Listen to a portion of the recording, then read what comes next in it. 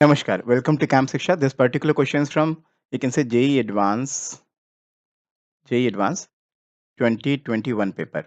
देखिए जरा क्या कह रहा है, a sample of 5.6 gram of containing iron is completely dissolved in cold dilute HCl to prepare a solution to 250 ml solution. अच्छा ठीक है.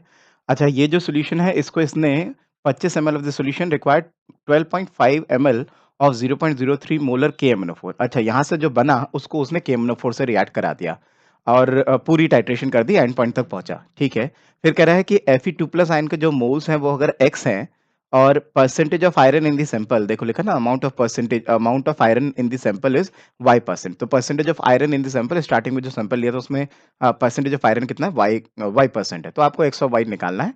ये क्वेश्चन आपका पैराग्राफ वाला क्वेश्चन था. अगर आप इस क्वेश्चन को क्रैक कर पाते हैं तो शायद आपके दोनों ऑप्शन सही हो जाएंगे. मतलब अगर आपने पूरी तरह से सॉल्व कर दिया तो एक्स भी मिल जाएगा, वाई भी मिल जाएगा. और जेई एडवांस जैसे पेपर में, जो कि इतना अच्छा पेपर माना जाता है, इतना भयानक पेपर माना जाता है हिंदुस्तान का, उसका आप 2 क्वेश्चन सॉल्व कर लोगे. और आसान क्वेश्चन है, देखो बड़े प्यार से हो भी जाएगा. देखो जरा, सबसे पहले आपको इक्वेशंस लिखनी आनी चाहिए. देखो मूल कॉन्सेप्ट से भी कर सकते हैं और इसको आप अ, आप कह सकते हैं इक्विवेलेंट कॉन्सेप्ट से भी कर सकते हैं. ठीक है ना? मर्ज़ी है आपकी, जैसे अभी आप करना चाहो. सबसे पहले क्या करूँ? सबसे पहले तो इक्वेशन लिखूँ. इक्वेशन क्या कहता है कि उसने बोला कि आपके पास क्या है, कोई सैंपल है जिसके अंदर आयरन है. तो ये आयरन ही होगा जो एक्चुअली में आपका जाके इस HCl से रिएक्ट करेगा. ठीक है? और रिएक्ट करने के बाद बनाएगा क्या? रिएक्ट करने के बाद क्या बनाएगा, वो अगर आपको नहीं भी पता है तो क्वेश्चन में ये सब हिंट दे रखा है. देखो ये दे रखा है ना, जब क्वेश्चन आगे चल रहा है तो आपसे क्या कह रहा है, Fe2+ आयन प्रेजेंट है, FeCl2 बन रहा है. मतलब ये क्वेश्चन में छुपा हुआ है क्या बन रहा है? क्वेश्चन में छुपा हुआ है कि फर्स्ट रिएक्शन के बाद FeCl2 बन रहा है. अगर आपको इक्वेशन नहीं भी पता था तो यहाँ से आपको दिख जाता है, अगर क्वेश्चन की लैंग्वेज पढ़ोगे तो मिल जाएगा. अच्छा, तो ये मैंने इक्वेशन की बैलेंस फॉर्म लिख दी. ठीक है? उसके बाद क्या कह रहा है? कह रहा है इतना काम होने के बाद दूसरी रिएक्शन क्या हो रही है कि ये जो FeCl2 है, ये एक्चुअल में किसके साथ रिएक्ट कर रहा है? KMnO4 के साथ. ठीक है? यही तो लिखा है, KMnO4 के साथ FeCl2 रिएक्ट कर रहा है. जब ये रिएक्शन होगी तो ऐसे में होगा क्या? ऐसे में आपका ऑक्सीडेशन रिडक्शन होगा. ये जो Fe2+ आयन है वो एक्चुअल में Fe3+ आयन में कन्वर्ट हो जाएँगे. मैं सिर्फ Fe पे फोकस कर रहा हूँ, पूरा नहीं लिख रहा. और जो Mn आपका होगा ना, KMnO4 का Mn, वो एक्चुअली में Mn2+ आयन में कन्वर्ट हो जाता है. ठीक है? तो ये रिएक्शन है, ये रिएक्शन आपको आनी चाहिए. मतलब अगर नहीं भी आता तो थोड़ा सोचो ना, थोड़ा सोचो, आपको अपने आप समझ में आ जाएगा. देखो आयरन आपका +2 ऑक्सीडेशन स्टेट में है. ठीक है? KMnO4 क्या होता है? KMnO4 एक ऑक्सीडाइजिंग एजेंट है. आपको पता ही है कि कोई ऑक्सीडाइजिंग एजेंट क्या करेगा? बराबर वाली चीज़ को ऑक्सीडाइज़ ही करेगा ना. तो बराबर वाली चीज़ को अगर ऑक्सीडाइज़ करेगा तो आयरन +2 से प्लस कहाँ जा सकता है? +3 ही जा सकता है, और तो कहीं जाएगा नहीं. तो ऐसा करने से इसकी ऑक्सीडेशन स्टेट मिल जाती है. बाकी ये फैक्ट आपने पढ़ा होगा कि KMnO4 जब अपना रिडक्शन करता है टाइट्रेशन रिएक्शंस में, तो जनरली ये +2 में जा रहा होता है. और वैसे भी एसिडिक मीडियम है, एसिडिक मीडियम में तो ये 100% +2 में ही जाएगा. ठीक है? तो KMnO4 किस में जाएगा? +2 में जाएगा. अच्छा, ये सब करने के बाद अब मैं गिवन डाटा लिख देता हूँ, जरा क्या-क्या दे रखा है. देखना, ध्यान से देखना. क्या-क्या दे रखा है देखो. जो आयरन का सैंपल है, लेट्स से आपके पास कोई सैंपल है, उसके अंदर आयरन है और इसके साथ-साथ कुछ इम्प्योरिटीज़ भी होंगी, क्योंकि उसने ये बोला ना सैंपल ऑफ आयरन, और मेरे को बताना उसमें आयरन कितना है, परसेंटेज ऑफ आयरन मेरे को निकालना है. तो ये नहीं है कि जो भी सैंपल है उसमें 100% आयरन नहीं है, उसमें कुछ तो आयरन है और कुछ इम्प्योरिटीज़ पड़ी हुई हैं. तो ये आपके पास सैंपल पड़ा हुआ है. ये सैंपल कितना है? 5.6 ग्राम का. ठीक है? कह रहा है इसको हमने HCl से टाइट्रेट किया. ठीक है? HCl से टाइट्रेट करने के बाद कुछ सॉल्यूशन बना, उस सॉल्यूशन को 250 ml बना लिया. ठीक है? और फिर उसके बाद इसमें से कितना लिया? इसमें से 25 ml लिया. ठीक है? और 25 ml ये चीज़ क्या थी आपको अब पता लग गई है, FeCl2. कह रहा है 25 ml इस चीज़ का आपने किससे रिएक्ट कराया? KMnO4 से कराया. तो KMnO4 कितना लगा उसके बारे में भी लिखा हुआ है. KMnO4 लगा 12.5 ml और 0.03 मोलर. इतना KMnO4 आपका यूज़ हुआ. अच्छा ठीक है. और क्या कहता है? कहता है number of moles of Fe2+ ion present in 250 ml. अच्छा, आपको निकालना क्या है? यहाँ से आस्क्ड क्या है कि इसके अंदर FeCl2 FeCl2 कितना पड़ा हुआ है? इसके मोल्स कितने हैं? ठीक है ना? तो इसके मोल्स निकालने हैं आपको. और दूसरी चीज़ क्या निकालनी है कि इस सैंपल के अंदर ये आयरन की परसेंटेज कितनी है? ये चीज़ आपको निकालनी है. तो अगर ये सारी चीज़ें आप क्वेश्चन पढ़ के अगर आप समझ जाते हो, तो आगे बस आपको करना क्या है? आगे तो आपको मूल कॉन्सेप्ट लगाना है, हो जाएगा क्वेश्चन. या फिर कह लो कि इक्विवेलेंट कॉन्सेप्ट लगा लो, उससे हो जाएगा. तो मैं क्या लगाऊँ? मैं पहले इक्विवेलेंट कॉन्सेप्ट लगा लेता हूँ चलो. इक्विवेलेंट कॉन्सेप्ट से थोड़ा आसान पढ़ते हैं, जब भी कभी टाइट्रेशन वाले क्वेश्चन्स आते हैं. तो इक्विवेलेंट कॉन्सेप्ट में सबसे पहली चीज़ तो आपको ये पता होना चाहिए किस चीज़ का ऑक्सीडेशन स्टेट किससे किस में कन्वर्ट हो रहा है, ताकि मैं एन फैक्टर पे कमेंट कर पाऊँ. जैसे मैंने इस पे पहले ही बता दिया, ये +2 से +3 जा रहा है, तो यहाँ पे इसका एन फैक्टर कितना हो जाएगा? कितने इलेक्ट्रॉन चेंज आ रहा है पर मोल? 1 इलेक्ट्रॉन का. तो इसका एन फैक्टर कितना यूज़ करूँगा? 1. और यहाँ पे अगर आप देखो तो इसको रब कर दूँ क्या ऑक्सीडाइजिंग एजेंट को? देखना. अच्छा, दूसरी चीज़ मैंने क्या बोला, ये जो Mn है ये +7 ऑक्सीडेशन स्टेट में है, ठीक है? ये ऑलरेडी अंडरस्टूड है, अंडरस्टूड नहीं है तो आप इसको निकालना, ये तो निकालना आना चाहिए ऑक्सीडेशन स्टेट। +7 से कितने में जा रहा है? +7 से +2 में जा रहा है। तो इसका एन फैक्टर कितना हो गया? इसका एन फैक्टर हो गया 5। तो सबसे पहले तो सबका एन फैक्टर लिख लो, तभी आप इक्विवेलेंट कांसेप्ट आप ढंग से लगा पाओगे, ठीक है? सिमिलरली यहाँ से करूँ तो देखो, यहाँ देखोगे तो आपको दिखाई देगा आयरन आपका न्यूट्रल है, 0 ऑक्सीडेशन स्टेट में है, उससे +2 में जा रहा है। तो कोई आपसे पूछे इसका ऑक्सीडेशन स्टेट कितना किस से किस में जा रहा है? तो इसका ऑक्सीडेशन के स्टेट के हिसाब से इसका एन फैक्टर कितना है? तो इसका एन फैक्टर कितना है? इसका एन फैक्टर 2 आ रहा है, ठीक है ना? और मेरे को लगता है HCl का शायद एन फैक्टर की ज़रूरत ही नहीं पड़ेगी। अगर सॉल्व करने के लिए क्या करूँ? सॉल्व करने के लिए सिंपली बस जो भी 2 चीज़ें आपस में न्यूट्रलाइज़ कर रही है या फिर आपका यू कैन से टाइट्रेशन हो रहा है जिन दोनों का, उनके इक्विवेलेंट को इक्वल कर दो। तो आप यहाँ से लिख सकते हो कि equivalent of FeCl2 is equals to you can say equivalent of KMnO4, ठीक है? इन दोनों के इक्विवेलेंट को इक्वल कर दो। अच्छा, इक्विवेलेंट का फॉर्मूला अगर नहीं पता है तो मैं आपको बता दूं, इक्विवेलेंट का फॉर्मूला होता है number of moles into N factor. एक तो ये फॉर्मूला भी होता है और इक्विवेलेंट का ये फॉर्मूला भी होता है molarity into volume into N factor. But ये वॉल्यूम लीटर में लेना, आपको क्वेश्चन में ml में दे रखा है, इसको लीटर में कन्वर्ट करना जरूरी है, ठीक है जी? अच्छा, अगर मैं FeCl2 पे ये वाला फॉर्मूला लगा दूं, number of mole into N factor, तो इसके नंबर ऑफ मोल्स अभी हम मिसिंग मान लेता हूं। वैसे नंबर ऑफ मोल्स ही निकालना मेरे को कह रहा है ना, x इंटू 10⁻², आएंगे तो बताओ x कितना है? तो मोल्स में मिसिंग मान लेता हूँ, मोल्स ऑफ FeCl2 मान लो मेरे को नहीं पता, ठीक है? लेकिन इसका एन फैक्टर तो पता है ना, एन फैक्टर कितना है? इसको थोड़ा प्रॉपर्ली लिख दूँ, ये क्या लिखा होता है? ये लिखा होता है Cl2, इट इज़ Cl2, ठीक है? तो देख लेना। अच्छा ठीक है, इसका एन फैक्टर मैंने कितना बताया? इसका एन फैक्टर मेरे को यूज़ करना है 1, ठीक है? इक्विवेलेंट ऑफ KMnO4, KMnO4 की इक्विवेलेंट निकालने के लिए मेरे को ये डाटा गिवन है, उसकी molarity, volume, N factor. Molarity कितनी गिवन है? मोलैरिटी मेरे को गिवन है कितनी? ये लिखी हुई 0.03, तो 0.03 ये है, ठीक है? 12.5 ml में दे रखा है, लेकिन इसको लीटर में ज़रूर कन्वर्ट करें, डिवाइड बाय 1000 कर दिया। इनटू अगर मैं करूँ तो इनटू करने पे इसका एन फैक्टर मल्टीप्लाई करूँ, एन फैक्टर कितना आ रहा है? एन फैक्टर KMnO4 का 5 आ रहा है, तो यहाँ मैंने 5 से मल्टीप्लाई किया। तो यहाँ से मैंने निकाले moles, but moles of FeCl2 निकाले तो सही, बट अभी थोड़ा-सा कुछ गड़बड़ है। गड़बड़ क्या है? गड़बड़ ये है कि स्ट्रिक्टली आपको ये बात पता होनी चाहिए, ये किसमें निकाले मैंने? इन 250 ml। कितने कितने से रिएक्ट किया था? अच्छा, 25 एमएल से रिएक्ट किया था, सॉरी। ये कितने से रिएक्ट किया था? 25 एमएल से। तो ये आपके पास 25 एमएल एक्चुअली में FeCl2 आपका रिएक्ट किया था KMnO4 से, तो ये 25 एमएल में है।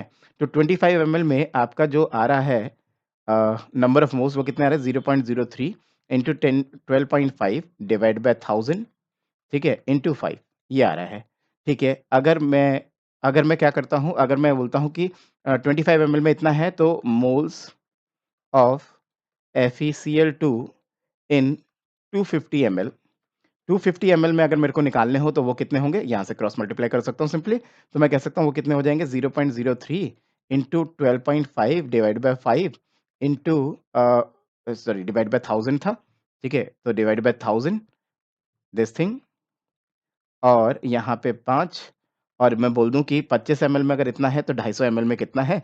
तो यू कैन राइट इट कि 250 अपॉन 25, ठीक है? तो ये आपके पास क्या आ गए? ये आपके पास मोल्स आ गए, ठीक है? इन मोल्स को कितने के इक्वल रख दूँ? इन मोल्स को इक्वल रख दूँ जो आपको क्वेश्चन में गिवन है, x into 10 power minus x into 10 power minus 2, ठीक है? सो यहाँ से सॉल्व करना, सॉल्व करने थोड़ा-सा मेहनत करना, सॉल्व तो कर ही लोगे आप, ठीक है? तो सॉल्व करने से यहाँ से x निकाल देना, वो हमारा पहला आंसर होगा। x निकाल के आपके पास कितना आ जाएगा? जब आप ये सारा काम करोगे तो this will come out to be कितना? यू कैन से 1.875, इतना आपके पास आंसर आ जाएगा, x की वैल्यू आ जाएगी, ठीक है? तो x तो मिल गया, पहला आंसर तो मिल गया 1.875, ठीक है? अब आ जाते हैं इस तरफ की कैलकुलेशन करते हैं। अच्छा सुनना, FeCl2 के बारे में क्या पता चला? इसके मोल्स मिल गए, तो मेरे को मिल गया mole of FeCl2 in 250 ml, 250 ml में बात चल रही है, वो कितने आए? वो आए आपके पास 1.875 इंटू 10 पावर माइनस 2। भाई ये भी ध्यान रखना, x जो है आपके मोल्स नहीं है सीधा FeCl2 के, x इंटू 10 पावर माइनस 2 है मोल्स, तो मोल्स है 1.875 इंटू 10 पावर माइनस 2, इतने मोल्स आपके पास आ गए, ठीक है? मोल से अगर मैं वेट निकालूं, वेट ऑफ FeCl2, तो वो कितना आ जाएगा? वो आपके पास आ जाएगा कितना? That will come out to be number of moles into molar mass of FeCl2, ठीक है? FeCl2 के मोल, अच्छा रहने दो, ये क्यों करना है? रहने दो, ऐसा बोल दो, देखो सुनो ध्यान से, मैं सीधा-सीधा ऐसे कह सकता हूँ ना कि इसके 1 मोल से इसका 1 मोल बनता है, ठीक है जी? तो अगर मोल ऑफ FeCl2 इतने हैं, तो मोल ऑफ Fe भी तो इतने ही होंगे, क्योंकि इसके 1 मोल से इसका 1 मोल बनता है, तो इसके जितने भी मोल्स हैं, इसके भी इतने ही मोल्स होंगे। तो मैं लिख दूँ मोल ऑफ Fe, Fe के मोल्स भी आपके इतने ही होंगे, ठीक है? अगर मोल्स ऑफ Fe इतने हैं, तो वेट ऑफ Fe कितना होगा? वेट ऑफ Fe होगा आपके पास इसके मोल्स जो कि है 10 पावर माइनस 2 इंटू इसका मोलर मास जो कि है 56। तो आयरन का मोलर मास आपको क्वेश्चन में दे रखा है 56, ठीक है। इतना ग्राम आपके पास आयरन है इस सैंपल में। तो परसेंटेज कैसे निकलेगी? परसेंटेज ऐसे निकलेगी, आप बोलोगे परसेंटेज निकालने के लिए जो भी आपके पास आ रहा है 1.875 इंटू 10 पावर माइनस 2 इंटू 56 इतने ग्राम आ रहे हैं आयरन के, divided by total weight of the sample वो कितना है 5.6। 5.6 से इसको डिवाइड करो इंटू 100 करो, you will get the percentage. तो जब आपने ये कैलकुलेशन किया तो you will get the percentage. Percentage calculate करने पे कितनी आ रही थी, इसको भी दूसरे मार्कर से लिख देता हूँ। That will come out to be कितना 18.75%, ठीक है। तो सेकंड आंसर भी मिल गया मेरे को, सेकंड आंसर विल बी कितना 18.75। तो first answer for the x is 1.875 and second answer is 18.75। Particular questions from you can say JEE Advance 2021 paper. देखें जरा क्वेश्चन क्या कहता है। क्वेश्चन ये पैराग्राफ वाला क्वेश्चन था, उससे अटैच दो क्वेश्चन थे। अच्छा, तो देखें जरा क्या कहता है। कहता है reaction of x gram of एसिन विद HCl प्रोड्यूसेस सॉल्ट। अच्छा, उसके बाद ये जो सॉल्ट बना इसको इसने वाई ग्राम ऑफ नाइट्रोबेंजीन से रिएक्ट करा और फाइनली कुछ प्रोडक्ट बना, उसका बता रखा है कितना ग्राम है। ओके, सो स्टोइचियोमेट्री लगानी है, सिंपल सी। देखना बस आपको ये रिएक्शन पता होना चाहिए, थोड़ा-सा इस रिएक्शन के बारे में ज्ञान होना चाहिए। ये रिएक्शन अगर आप याद करो तो आपने पढ़ी होंगी ये सब रिएक्शंस तो। जैसे आपने सुना होगा कि नाइट्रोबेंजीन को अगर हम मान लो एनिलीन में कन्वर्ट करना चाहते हैं तो SnHCl या आयरन HCl डाल देते हैं, तो वही वाली रिएक्शन है। बट उस रिएक्शन के अंदर ही अंदर होता है क्या है, पहले SnHCl आपस में रिएक्ट करके SnCl2 बनाते हैं और फिर फाइनली जो SnCl2 होता है वो आपका SnCl4 में कन्वर्ट होता है, खुद अपने आप को ऑक्सीडाइज़ करता है, दूसरी चीज़ को रिड्यूस कर देता है। तो वही वाली रिएक्शन मैं लिखने जा रहा हूँ, देखना। जैसे अगर मैं कहूँ सबसे पहले रिएक्शन ही लिख लेते हैं। सबसे पहले मैंने आपसे बोला कि एसएन आपका HCl से रिएक्ट करेगा और ऐसा करके SnCl2 बनाएगा और साथ के साथ क्या बनाएगा, हाइड्रोजन बनाएगा। और फिर ये जो SnCl2 यहाँ से बना, ये नाइट्रोबेंजीन से रिएक्ट करेगा, NO2 से रिएक्ट करेगा और SnCl2 का रिएक्शन करा दूँ और ये बना देगा क्या? ये बना देगा आपका एनिलीन। बट इसने थोड़ा-सा बोला है कि कुछ छोटा थोड़ा बहुत अमाउंट ऑफ HCl भी डाला है। ये बात सही है, ड्राइविंग फ़ोर्स देने के लिए इस रिएक्शन को थोड़ा HCl डालना पड़ता है। अगर आपने HCl डाला तो एनिलीन तो बनेगा, बट एनिलीन का एनिलीनियम सॉल्ट बन जाएगा, क्योंकि भई एनिलीन कैसा हुआ? एनिलीन तो बेस हुआ, जैसे मान लो पहले मैंने ये लिख दिया। लेकिन एनिलीन क्या हुआ? बेस हुआ, है ना? और HCl क्या हुआ? एसिड हुआ। तो फाइनली क्या होगा? फाइनली आपके पास एज़ अ प्रोडक्ट एनिलीन ना दिख के, बल्कि आपको क्या दिखेगा? आपको as a product anilinium ion दिखेगा, मतलब ये दिखेगा सॉल्ट, ये सॉल्ट बनेगा, ठीक है? और साथ में जैसा कि मैंने बोला था SnCl2 आपका किस में कन्वर्ट हो जाता है? वो SnCl4 में कन्वर्ट हो जाता है। ये रिएक्शन इन्वॉल्व्ड है इस क्वेश्चन के अंदर। अगर इसकी मैं बैलेंसिंग करूँ तो बैलेंसिंग करने में देखना ज़रा आपको दिख जाएगा। लेकिन रिएक्शन को बैलेंस करने से पहले यहाँ पे आप पानी और लगा लो। एज़ अ प्रोडक्ट वाटर और निकलेगा। ज़रा इसकी बैलेंसिंग करने की कोशिश करो। आपके पास देखो हाइड्रोजन कितने हैं, ऑक्सीजन कितने हैं? पहले तो ऑक्सीजन को देखूँ, यहाँ 2 ऑक्सीजन दिख रहे हैं, यहाँ 1 भी नहीं दिख रहा। अगर ऑक्सीजन को बैलेंस करूँ तो यहाँ पे मेरे को 2 लगाना पड़ेगा, ऑक्सीजन, ऑक्सीजन बैलेंस हो गए, ठीक है। हाइड्रोजन काउंट करूँ तो देखो यहाँ पे कितने हाइड्रोजन दिख रहे हैं आपको? 4 ये दिख रहे हैं, 3 ये दिख रहे हैं, 7 हाइड्रोजन दिख रहे हैं। मैंने यहाँ 7 लगा दिया, तो ऐसा करने पे आपके पास 7 हाइड्रोजन दोनों तरफ हो गए। Cl को अगर बैलेंस करूँ तो यहाँ पे आपके पास क्लोरीन कितने दिख रहे हैं? यहाँ पे आपको दिख रहे हैं 4, 5, 5 क्लोरीन दिख रहे हैं। यहाँ कितने दिख रहे हैं? यहाँ दिख रहे हैं आपको 2 ये और 7 ये, 7, 8, 9, 9 दिख रहे हैं। इसको बैलेंस करने के लिए क्या करूँ, क्या करूँ, क्या करूँ? ऐसा कर लो, यहाँ पे आप 3 लगा लो और यहाँ पे 3 लगा लो। ऐसा करने से शायद सारी चीज़ें बैलेंस हो जाएँगी, चेक कर लो एक बार, देखना ज़रा। ऑक्सीजन आपके 2 थे, इधर भी 2 दिख रहे हैं। Sn आपके 3 थे, इधर भी 3 दिख रहे हैं। क्लोरीन आपके पास कितने हैं देखना ज़रा एक बार, काउंट कर लो। 3 4 जा 12 ये हो गया, 1 ये हो गया 13 और यहाँ पे भी अगर आप देखोगे तो क्लोरीन आपके पास 13 नज़र आ रहे हैं। हाइड्रोजन कितने 7 दिख रहे हैं दोनों तरफ और क्लोरीन तो ऑलरेडी बैलेंस है ही, खैर Sn तो बैलेंस है ही। ठीक है, तो बैलेंसिंग तो हो चुकी है। अब बस गिवन डाटा एक बार लिख लेते हैं कहीं साइड पे कि क्या-क्या गिवन है क्वेश्चन के अंदर, उसको कहीं साइड पे लिख लो ज़रा एक बार, ठीक है? और अगर उसको लिख लोगे तो हेल्प मिल जाएगा, देखो ज़रा। सबसे पहले क्या, सबसे पहले मैं ये गिवन डाटा ही लिख लेता हूँ किसी और पेन से, लेट्स से यहाँ लिख लेता हूँ, चलो। गिवन में क्या-क्या है? गिवन में एक बात तो पता है कि जो Sn है, वो कितना है? वो x ग्राम है, ठीक है? और क्या पता है? और ये पता है जो ये नाइट्रोबेंज़ीन है आपका, जो स्टार्टिंग रिएक्टेंट आपने यहाँ पे ले रखा है सेकंड रिएक्शन में, वो कितना है? वो y ग्राम है, ठीक है? ये पता है। और क्या पता है? और पता है आपको कि जो फाइनल प्रोडक्ट बन रहा है, जो मतलब आपका फाइनल प्रोडक्ट बन रहा है, ये जो हमने ऐसा लिखा है anilinium salt, NH3 plus Cl-N, इसके बारे में दे रखा है ये 1.29 ग्राम है, ठीक है? और निकालना क्या है वो भी लिख लो। आपको बताना है x और y। अच्छा, ये x और y आपको फाइंड आउट करना है। इसको x और y थोड़ा-सा ऐसा कर देता हूँ ताकि क्लियर नज़र आए। अच्छा, ठीक है। अब जरा रिएक्शन को अगर मतलब मैं इसको अगर सॉल्व करने की कोशिश करूँ तो सबसे पहले तो स्टोइशियोमेट्री लगा लो। स्टोइशियोमेट्री के हिसाब से मेरे को इसके मोल्स पता है, इसके मोल्स से मेरे को इसके मोल्स मिल जाएँगे। और फिर इन दोनों में स्टोइशियोमेट्री लगा के मैं फाइनली इसमें इसके मोल्स निकालने की कोशिश करूँगा। देखते हैं, ट्राई मारते हैं पहले। ये तो ऑलरेडी आप अगर देखो तो रिएक्शन में बैलेंसिंग करोगे भी तो आपके पास सिर्फ हाइड्रोजन को इसी को बैलेंस करना पड़ेगा। एसएन, एसएन तो एक ही है। तो आप यहाँ से कह सकते हो इसके 1 मोल से इसका 1 मोल बनता है। ठीक है जी। अच्छा, और उसके हिसाब से अगर देखा जाए तो इसका आपको 3 मोल रिक्वायर्ड है। अच्छा, यहाँ पे भी लिख लें ज़रा एक बार? यहाँ पे लिख सकता हूँ कि इसके 1 मोल से इसका 3 मोल रिएक्ट होता है और इसका 1 मोल बनाता है। ठीक है जी। अब देखें ज़रा, आपको क्वेश्चन में जो गिवन था ना, ज़रा उससे एक और हिंट निकल के आता है, उसको भी लिख लेते हैं। अच्छा चलो, उसको बाद में लिख लेंगे। चलो ठीक है, कोई बात नहीं। देखना ज़रा, आपको क्वेश्चन में ये क्या दे रखा है? ये दे रखा है आपको कितना मोल दे रखा है? x ग्राम दे रखा है। इसके अगर मोल्स निकालूँगा तो x अपॉन इसका मोलर मास, यू कैन से मोलर मास ये दे रखा है देखो 119। तो मैं कहूँ इसको कि ये कितना है? ये है आपके पास x अपॉन 119 मोल्स। तो ये x अपॉन 119 मोल्स है, तो ये भी कितना बनेगा? ये भी आपका x अपॉन 119 मोल्स बनेगा। ठीक है जी, ये बात समझ में आ गई। दूसरी बात क्या? दूसरी बात, अगर मैं यहाँ से स्टोइशियोमेट्री लगाऊँ, तो मैं बोलूँ इसके 1 मोल से इसका 3 मोल रिएक्ट होता है, तो इसके x अपॉन 119 मोल से इसका कितना रिएक्ट होगा? ठीक है? ये देख लेते हैं एक बार ज़रा। तो वैसे इसका दे कितना रखा है क्वेश्चन में, ये गिवन है, कितना गिवन है? नाइट्रोबेंज़ीन के बारे में ऑलरेडी गिवन इन्फॉर्मेशन है मेरे को क्या, कि नाइट्रोबेंज़ीन आपके पास y ग्राम्स है, तो उसके अगर मोल्स निकालने तो y मतलब गिवन मास अपॉन मॉलिक्यूलर मास नाइट्रोबेंज़ीन का कितना आएगा? 123, 123। ठीक है? अच्छा, और सिमिलरली इसके लिए भी अगर करूँ तो इसके बारे में क्या गिवन है देखना ज़रा क्वेश्चन में। ये आपको क्वेश्चन में गिवन है 1.29 ग्राम। अच्छा ठीक है। 1.29 ग्राम ये आपको गिवन है। अगर आप इसका मॉलिक्यूलर मास निकालोगे, तो वो आपका 129 ही आएगा। ठीक है? तो 1.29 डिवाइड बाय 129 अगर मैं कर देता हूँ, तो ऐसा करने से मेरे को पता लग जाएगा कि इसके मोल्स कितने बन रहे हैं। अब क्या करना है, इतना सब कुछ होने के बाद आप क्या करो, पहले तो इसको क्रॉस मल्टीप्लाई कर लो। ठीक है? और फिर क्या करना, फिर इन दोनों को क्रॉस मल्टीप्लाई कर लेना। तो जब आपने पहले वाले दोनों को क्रॉस मल्टीप्लाई किया, तो ऐसा करने से आपको क्या मिल जाएगा? आपको मिल जाएगा, देखना लिख देता हूँ एक बार। क्या मिल जाएगा? आपको मिल जाएगा 1 into X upon 119 is equals to 3 into Y upon 123। तो एक इक्वेशन तो ये आ गई। Let's say this is equation number 1। और दूसरा, इन दोनों को अगर क्रॉस मल्टीप्लाई करूं तो क्या मिलता है? इससे मिल जाएगा आपको 3 into 1.29 divide by 129 is equals to X upon 119, 119। ठीक है जी, दिस इज इक्वेशन नंबर 2। जब आपने सॉल्व किया यहाँ पे, तो सॉल्व करने से आपको क्या x मिल जाएगा। तो आपने सॉल्व किया तो x कितना आया? x आपके पास आया 3.57 ग्राम्स। ठीक है, x निकल के आ गया, इसको डब्बे में डाल देते हैं।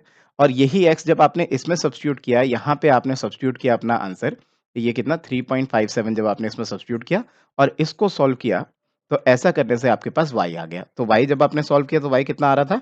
y सॉल्व करने पे आपके पास आ रहा है 1.225, जिसको मैं अप्रॉक्सिमेटली 1.23 बोल सकता हूँ। ठीक है ना? तो 1.23 ग्राम्स आप इसको लॉक कर सकते हो। ठीक है? तो answer for this question must be क्या? यहाँ पे लिख दूँ क्या? 3.57, और यहाँ पे क्या लिख दूँ? यहाँ पे लिख दूँ 1.23। तो अच्छा क्वेश्चन है, पैराग्राफ वाला क्वेश्चन है। इस क्वेश्चन के लिए रिक्वायरमेंट्स क्या-क्या थी? सबसे पहले तो आपको बैलेंस इक्वेशंस पता होनी चाहिए। ठीक है? उसके बाद जब तक आपको ये रिडक्शन वाली बैलेंस इक्वेशन नहीं पता होगी, तब तक आप कर ही नहीं पाओगे। उसके बाद थोड़ा-सा टाइम कंज्यूमिंग ये है कि आप पहले मॉलिक्यूलर मासेस निकालोगे, मॉलिक्यूलर मासेस से डिवाइड करके नंबर ऑफ मोल्स निकालोगे, फिर तो सिंपल स्टोइशियोमेट्री, इसके 1 मोल से इसका 1 मोल बन रहा है, इसके 1 मोल से इसका 3 मोल बन रहा है, इतने मोल से इतना मोल बन रहा है, तो मैंने क्रॉस मल्टीप्लाई किया, एक्स और वाई में एक इक्वेशन आ गया। सिमिलरली यहाँ पे भी हिंट दे रखा था कि इसके 3 मोल से इसका 1 मोल बन रहा है, तो इसके इतने मोल से इतना इतना मोल बन रहा है। यहाँ क्रॉस मल्टीप्लाई किया, तो मेरे को यहाँ से एक्स की वैल्यू मिल गई। वो एक्स की वैल्यू मैंने इसमें सब्स्टिट्यूट करी, तो मेरे को वाई की वैल्यू मिल गई। तो क्वेश्चन आसान था। दूसरा एक तरीका हो सकता है इस क्वेश्चन को सॉल्व करने का कि कुछ लोग हो सकता है इस क्वेश्चन को आप कह सकते हो इक्विवेलेंट कॉन्सेप्ट से सॉल्व करें। इक्विवेलेंट कॉन्सेप्ट से भी सॉल्व कर सकते हैं, बस उसके लिए आपको क्या, आपको कितना इलेक्ट्रॉन का चेंज हो रहा है वो देखना पड़ेगा। जैसे यहाँ पे Sn 0 था, 0 से +2 जा रहा है, तो 0 से +2 जा रहा है, तो यहाँ पे 2 इलेक्ट्रॉन चेंज आ रहा है, तो इसका एन फैक्टर 2 हो जाएगा। सिमिलरली आप यहाँ पे देखोगे Sn आपका +2 से +4 जा रहा है, तो यहाँ पे एन फैक्टर कितना हो रहा है? इसका एन फैक्टर भी 2 हो रहा है। तो इस तरह से आपको एन फैक्टर निकालना पड़ेगा, तब इक्विवेलेंट कॉन्सेप्ट से भी ये सॉल्व हो जाएगा। तो finally the answer is x should be 3.57 and y should be 1.23 gram. This particular question is from IIT Advanced 2015 paper and this question is from the section called radioactivity. Radioactivity से ये question है, आप ध्यान से देखिएगा। आपसे क्या कह रहा है? आपसे कह रहा है यूरेनियम 238 है, जो कि आपका किस में कन्वर्ट हो गया? लेड 206 में कन्वर्ट हो गया।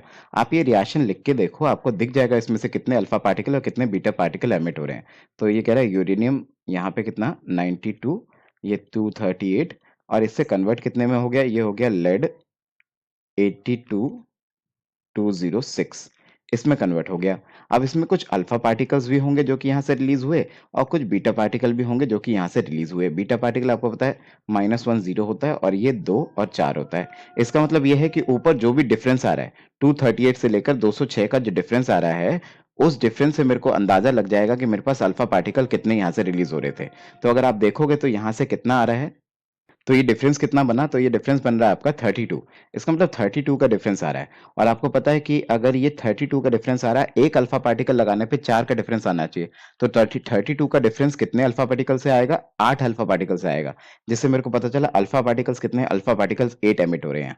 अगर बीटा भी निकालना है तो बीटा सिर्फ नीचे के डिफरेंस को देख लो, नीचे के डिफरेंस से आपको बीटा पता चल जाएगा, 6 बीटा पार्टिकल आपके आ जाएंगे। ठीक है, तो नीचे नीचे के डिफरेंस को अगर आप काउंट कर लोगे तो उससे आपके पास 6 बीटा पार्टिकल्स आ जाएंगे। फिलहाल क्वेश्चन का जो फोकस पॉइंट है वो तो ये अल्फा पार्टिकल्स है। क्यों? क्योंकि उसने जो कह रखा है, देखो क्या कह रखा है, कह रहा है क्लोज वेसल है, रिजिड वॉल्स है, 1 मोल आपने ये लिया इनिशियली, 1 मोल ये लिया आपने इनिशियली, और इसके साथ 1 मोल एयर भी ले रखी है, 1 मोल एयर भी ले रखी है, जो कि किसी रिएक्शन में तो पार्टिसिपेट नहीं करेगी, बट हाँ number of moles of gas अगर आपको काउंट करने होंगे तो उसमें इसका काउंटिंग तो होगा, उसमें इसकी भी काउंटिंग होगी।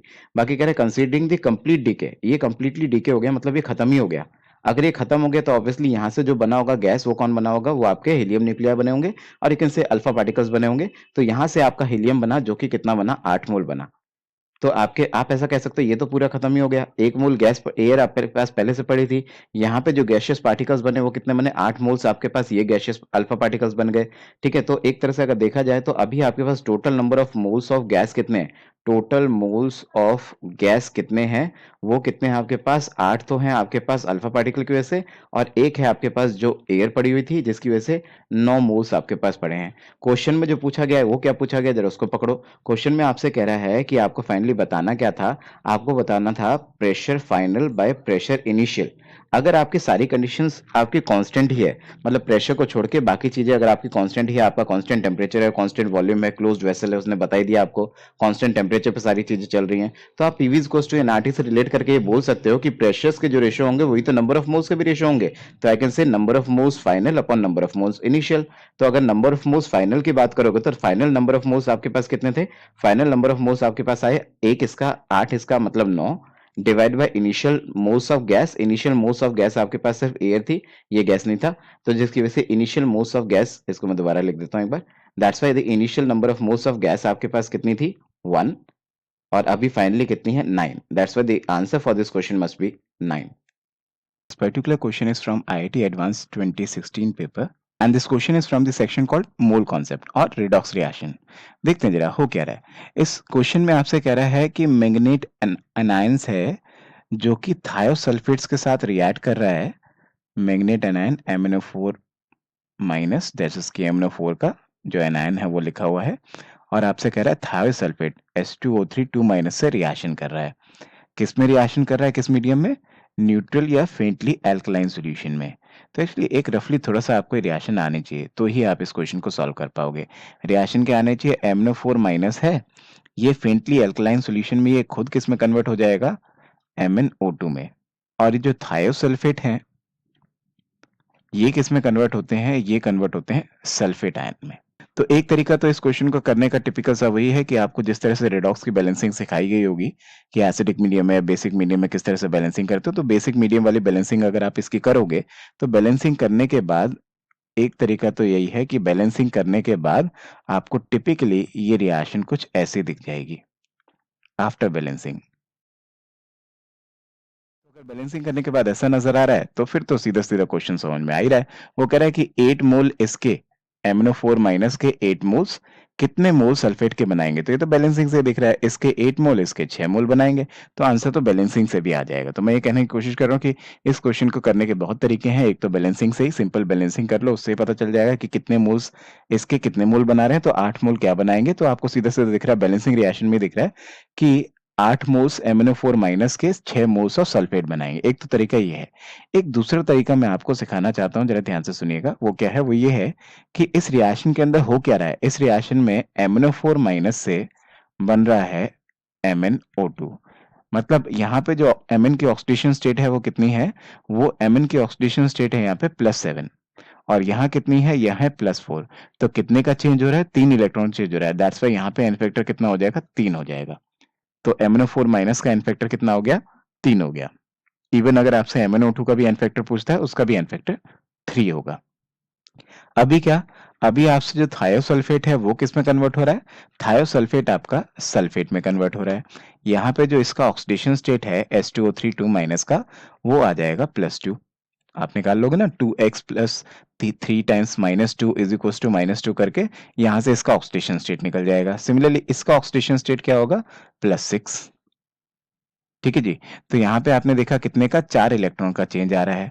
ठीक है, तो यू कैन से कि 4 इलेक्ट्रॉन का चेंज आ रहा है। लेकिन ये 4 इलेक्ट्रॉन चेंज किस में आ रहा है? एक एक सल्फर में। ये जो हमने सर्कल में जो ऑक्सीडेशन स्टेट लिखी है, ये एक एक सल्फर की लिखी है कि यहाँ पे एक सल्फर, ईच सल्फर +2 का होगा, ईच सल्फर +6 का है। तो एक एक सल्फर पे आपका 4 का चेंज आ रहा है। लेकिन फिलहाल जिस चीज को हम फोकस कर रहे हैं, जो सल्फर को हम फोकस कर रहे हैं, यहाँ 2 सल्फर है, यहाँ 1 सल्फर है।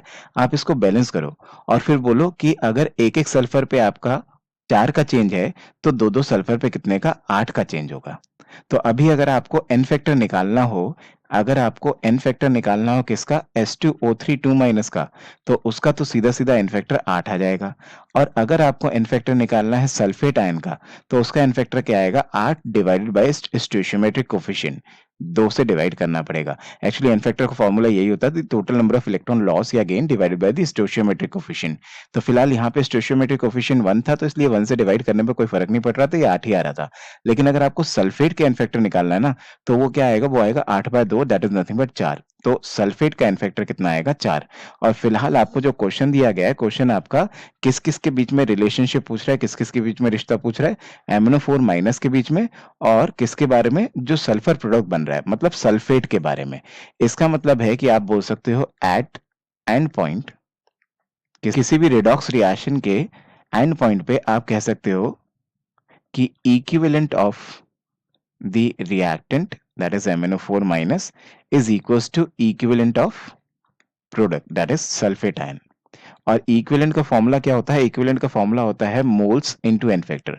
मतलब कि इसके मोल इनटू इसका N factor is equals to इसके मोल्स इनटू इसका एन फैक्टर। इसके मोल्स क्वेश्चन में दिए गए थे, इसके 8 मोल है। इसका एन फैक्टर मैंने आपको अभी बताया कितना है? 3 है। इसके मोल्स मेरे को निकालने हैं, मोल्स ऑफ सल्फेट मेरे को निकालना है। सल्फेट का एन फैक्टर मैंने अभी भी आपको बताया 4 है। तो यहाँ से अगर मैं देखता हूँ, 4 से आपका ये कट जाएगा 8, और यहाँ पे 2 आ जाएगा, और सीधा सीधा moles of sulphate ion produce, ये सीधा सीधा आपके पास कितने आ जाएंगे? 6 मोल्स आ जाएंगे। तो मतलब मैं आपसे ये कहने की कोशिश कर रहा था, एक तो बैलेंसिंग वाला मेथड है, मैंने आपको 2 मेथड दिखा दी। एक बैलेंसिंग वाला मेथड है, अगर आपको ये आसान लगता हो तो नॉर्मल रेडॉक्स बैलेंसिंग करो, उससे भी आ जाता है। या फिर एक दूसरा मेथड है जो कि मेरे को ये भी अच्छा मेथड लगता है, कि आप सिंपली क्या कर सकते हो? दोनों के इक्विवेलेंट आपस में इक्वल कर दो। जो भी आपको रिलेशनशिप पूछा है, MnO4 माइनस का रिलेशनशिप सल्फेट से पूछा है, उन दोनों के इक्विवेलेंट को इक्वल कर दो। इक्विवेलेंट का फॉर्मूला होता है number of moles into N factor, मतलब इसके मोल्स इनटू इसका N factor is equals to इसके मोल इनटू इसका एन फैक्टर। एन फैक्टर निकालना आपको थोड़ा बहुत आना चाहिए, जो कि मैंने बोला एन फैक्टर क्या होता है? The total number of electron loss या gain divided by the stoichiometric coefficient. तो फिलहाल यहाँ पे, यहाँ पे, यहाँ पे इन तीनों जगह स्टोइचियोमेट्रिक कोफिशिएंट 1 था, तो सीधा सीधा 1 से डिवाइड कर दिया, इसलिए यहाँ पे बॉदर नहीं करना पड़ा। लेकिन यहाँ स्टोइचियोमेट्रिक कोफिशिएंट 2 है, तो मेरे को यहाँ पे देखना पड़ेगा कि टोटल इलेक्ट्रॉन लॉस या गेन कितना हो रहा है? 8 का हो रहा है, divided by this 2, this will give you the N factor 4। तो इस तरह से अगर आप सॉल्व करोगे तो you will get the answer. दोनों ही मेथड से आंसर आ जाएगा, आंसर विल बी 6। नमस्कार, वेलकम टू कैम शिक्षा। This particular question is from the section called mole concept. या तो इसे मूल कॉन्सेप्ट का क्वेश्चन कह लो, या फिर इसे 12th क्लास के लिक्विड सॉल्यूशन चैप्टर का भी क्वेश्चन कहा जा सकता है, क्योंकि लिक्विड सॉल्यूशन चैप्टर के अंदर भी ये सारा कंटेंट हम पढ़ते हैं। अच्छा देखिएगा, तो स्टेप बाय स्टेप देखते चलें तो हमें बातें पकड़ में आती रहेंगी। जैसे कि यहाँ पे क्या कह रखा है? कह रखा है कि जो सॉल्यूट का मोल फ्रैक्शन है 0.1 है। तो जरा लिखते चलते हैं गिवन डाटा में क्या क्या गिवन है हमें। तो सॉल्यूट का मोल फ्रैक्शन आपको 0.1 गिवन है। इट मीन्स की XB आपको कितना दे रखा है? 0.1 दे रखा है। तो ऑटोमेटिकली XA कितना हो गया? XA आपका 0.9 हो गया। सिंस यू नो कि x a plus x p is always equals to 1। ठीक है, अच्छा जो भी काम चल रहा है वो 278 केल्विन पे चल रहा है। आगे क्या कह रखा है, molarity of the solution is same that of the molality. अच्छा एक बहुत बड़ा हिंट क्वेश्चन के अंदर गिवन है कि इस सॉल्यूशन की जो मोलैरिटी है और इस सॉल्यूशन की जो मोलैलिटी है ये दोनों आपस में इक्वल है, ये भी क्वेश्चन में गिवन है। आगे चलते हैं, अगली चीज क्वेश्चन में क्या कह रहा है, density of the solution is given. Density of solution भी आपको क्वेश्चन में गिवन है, तो सॉल्यूशन की डेंसिटी आपको कितनी गिवन है, 2 ग्राम पर ml, और यू कैन से 2 ग्राम पर सेंटीमीटर क्यूब। तो centimetre cube is nothing but ml। तो कह रहे हैं the ratio of the molecular masses of the solute bye solvent, कह रहा है कि molecular mass of the solute bye solvent इसका रेशियो आपको निकालना है। तो इस क्वेश्चन को सॉल्व करने के बहुत डिफरेंट तरीके हो सकते हैं। हो सकता है कि आप और कहीं से भी अगर इसका सॉल्यूशन देखो किसी और सोर्स से, तो हो सकता है हर जगह पे आपको अलग अलग फॉर्मुलेज यूज करके अलग अलग तरीकों से आंसर दिखा रखा हो, बट फाइनल आंसर सबका सेम ही आएगा। तो सबके अपने अपने तरीके हैं, कुछ लोग डायरेक्टली फॉर्मुलाज लगा देते हैं, कुछ लोग सीधा मोलैरिटी और मोलैलिटी का फॉर्मूला लगा के एक दूसरे के इक्वल कर देंगे। फिलहाल मैं जो करने की कोशिश कर रहा हूँ, मैं अपना तरीका दिखाता हूँ। बहुत सारे तरीके हैं वैसे इसको करने के। फिलहाल मैं जो कर रहा हूँ देखिएगा, मैंने क्या किया, मैंने किया कि मोल fraction of the solute by mole fraction of the solvent. अगर मैं ऐसा कर दूं तो ये कितने के इक्वल होगा, ये आपको जैसा कि मैंने अभी भी बोला कि सॉल्यूट का मोल फ्रैक्शन कितना है 0.1, सॉल्वेंट का है 0.9, तो ये हो गया सीधा सीधा आपका 0.1 by 0.9, that is nothing but you can say it is nothing but 1/9 only. Okay, so mole fraction of the solute by mole fraction of the solvent ये आ गया 1/9। आगे देखते हैं, इसी को मैं थोड़ा एक्सपैंड करके क्या लिख सकता हूँ, इसी को मैं एक्सपैंड करके लिख सकता हूँ, सिंस यू नो कि मोल फ्रैक्शन का अगर मैं रेशियो निकाल रहा हूँ तो ये मोल फ्रैक्शन का रेशियो किसके इक्वल हो जाएगा, ये number of moles of the solute by number of moles of the solvent के इक्वल हो जाएगा, होगा कि नहीं। अच्छा इसी को अगर मैं थोड़ा सा और एक्सपैंड करके लिखूं तो इसको मैं क्या लिख सकता हूँ, इसको मैं लिख सकता हूँ given mass of the solute bye molecular mass of the solute into, यहां क्या रख दूं, number of moles of solvent. Number of moles of solvent क्या होगा, that is given mass of solvent bye molecular mass of solvent. ठीक है जी, आगे ध्यान से सुने। एक तो हमने ये इक्वेशन बना लिया कि ये क्या है, ये एक दूसरे के इक्वल है। क्या, तो यहां से एक इक्वेशन आ गया जो कि मेरे को यहां दिख रहा है, कहता है कि wait of solute by weight of solvent into क्या था यहां, molecular mass of solvent bye molecular mass of solute, और ये किसके इक्वल है, ये 1/9 के इक्वल है। तो ये तो है हमारी लेट्स से इक्वेशन नंबर 1। तो ये मेरी पहली इक्वेशन बन के आती है। दूसरा अगर मैं देखूं तो मेरे को पता चलता है कि density of the solution as a hint यहाँ पे दे रखा है, तो ऑब्वियसली इसका भी कुछ ना कुछ काम होगा। इसको भी पकड़ लेते हैं जरा, क्या कह रहा है। तो since you know density is equals to mass over volume, so you can say कि mass is equals to density into volume. इसका मतलब है कि अगर मेरे को total weight of the solution निकालना हो तो वो क्या होगा, वो आपका density of the solution into volume of the solution के मल्टीप्लिकेशन के इक्वल होगा, होगा जी। और ये जो वेट ऑफ सॉल्यूशन मैंने यहाँ पे लिखा है ये क्या होगा, ये एक्चुअल में summation of weight of solute plus weight of solvent के इक्वल होगा। तो wait of solute plus weight of solvent ये किसके इक्वल है, ये है डेंसिटी ऑफ द सॉल्यूशन जो कि 2 दे रखा है into volume of the solution. तो this equation will hold if the volume of the solution is in ml। अगर ये ml में है तो ये इक्वेशन होल्ड करेगा ऑब्वियसली। ठीक है जी। अच्छा अगला क्या, अगला जो ये हिंट दे रखा था इसको पकड़ लेते हैं जरा। इस हिंट का क्या काम है, इसको भी पकड़ते हैं। तो कह रहा है मोलैरिटी और मोलैलिटी आपस में इक्वल है। तो सिंस यू कैन से कि molarity is equals to molality, so आप कह सकते हो कि इसका फॉर्मूला क्या होता है, number of moles of solute upon volume of solution। तो you can say number of moles of solute upon volume of solution is equals to number of moles of solute upon weight of solvent। यहां से अगर मैं देखूं तो मैं ऐसा कह सकता हूं कि number of moles of solute दोनों तरफ कट गए और सीधा सीधा वेट ऑफ सॉल्वेंट और वॉल्यूम ऑफ सॉल्यूशन आपस में इक्वल आ गए। तो यहां से मेरी दूसरी इक्वेशन जो बन के आ रही है वो फिलहाल क्या आ रही है, वो आ रही है कि जो वेट ऑफ सॉल्वेंट है वो एक्चुअली में क्या है, वॉल्यूम ऑफ सॉल्यूशन के ही इक्वल है।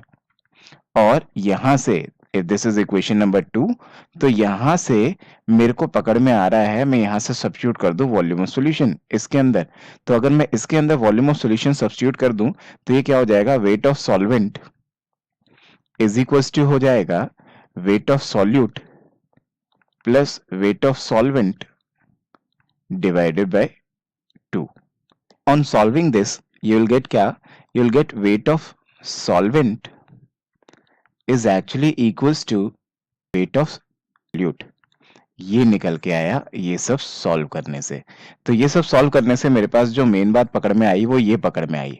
अब तो क्वेश्चन बहुत आसान है, अब क्या करना है, कुछ भी नहीं, ध्यान से देखिए क्या करना है। ये वाली इक्वेशन को जरा एक बार फिर से उठाऊं, इस वाली इक्वेशन को अगर मैं फिर से उठाऊं और यहाँ पे मैं कह दूं कि ये इक्वेशन क्या थी, मैं एक बार फिर से रीराइट करता हूं इसको, weight of solute by weight of solvent into molecular mass of solvent divided by molecular mass of solute, और ये इक्वल्स था 1/9 के। और सिंस यू नो अभी अभी आपने जो ये सॉल्व किया है वेट ऑफ सॉल्वेंट और वेट ऑफ सॉल्यूट आपस में इक्वल है, तो इन दोनों को आपस में मैंने काट दिया तो सीधे सीधे रेशियो आ गया। यही रेशियो तो मेरे को यहाँ निकालना था, बट एक फर्क है, यहाँ पे मेरे को molecular mass of the solute bye molecular mass of solvent निकालना था, अभी सॉल्वेंट बाय सॉल्यूट लिखा हुआ है। तो अगर ऑब्वियसली अगर आपको molecular mass of the solute bye molecular mass of the solvent निकालना है तो जस्ट इसका उल्टा हो जाएगा, इसका मतलब कि उसका आंसर सीधा सीधा कितना आ जाएगा, 9 आ जाएगा। So answer for this question must be 9। तो बहुत सारे तरीके हैं बट मैंने इस तरीके से किया और आंसर 9 आ रहा है। और भी बहुत सारे तरीके हो सकते हैं, सीधा सीधा ऐसा एक फॉर्मूला भी होता है जिसमें मोल फ्रैक्शन का रिलेशनशिप होता है किसके साथ, मोलैलिटी के साथ, वो फॉर्मूला यूज करके भी ये क्वेश्चन सॉल्व हो जाएगा। So the final answer will be 9। Particular question is from IIT Advanced 2020 paper 2. So this question is from the section called, you can say, mole concept. ठीक है, एक तरह से मोल कॉन्सेप्ट का ही यहाँ पे यूज हो रहा है, बट रिएक्शन आपको आने चाहिए। तो रिएक्शन आने के लिए आपको 12th क्लास में जो डी ब्लॉक केमिस्ट्री पढ़ाया जाता है, उस डी ब्लॉक में जो KMnO4 की KI के साथ रिएक्शन पढ़ाई जाती है वो आपको पता होने चाहिए। मैं हर बार आपसे बोलता हूँ कि इनऑर्गेनिक के लिए सिर्फ और सिर्फ एनसीईआरटी आपके लिए बहुत जरूरी है। एनसीईआरटी तो बहुत जरूरी है। क्यों? क्योंकि अगर इसी क्वेश्चन को देखा जाए तो कुछ बच्चे बहुत कुछ गड़बड़ करके आए हैं इसमें। बल्कि अगर आप गूगल करेंगे, गूगल करने पे आपको उल्टा सीधा बहुत स्टफ दिखेगा इस क्वेश्चन के बारे में।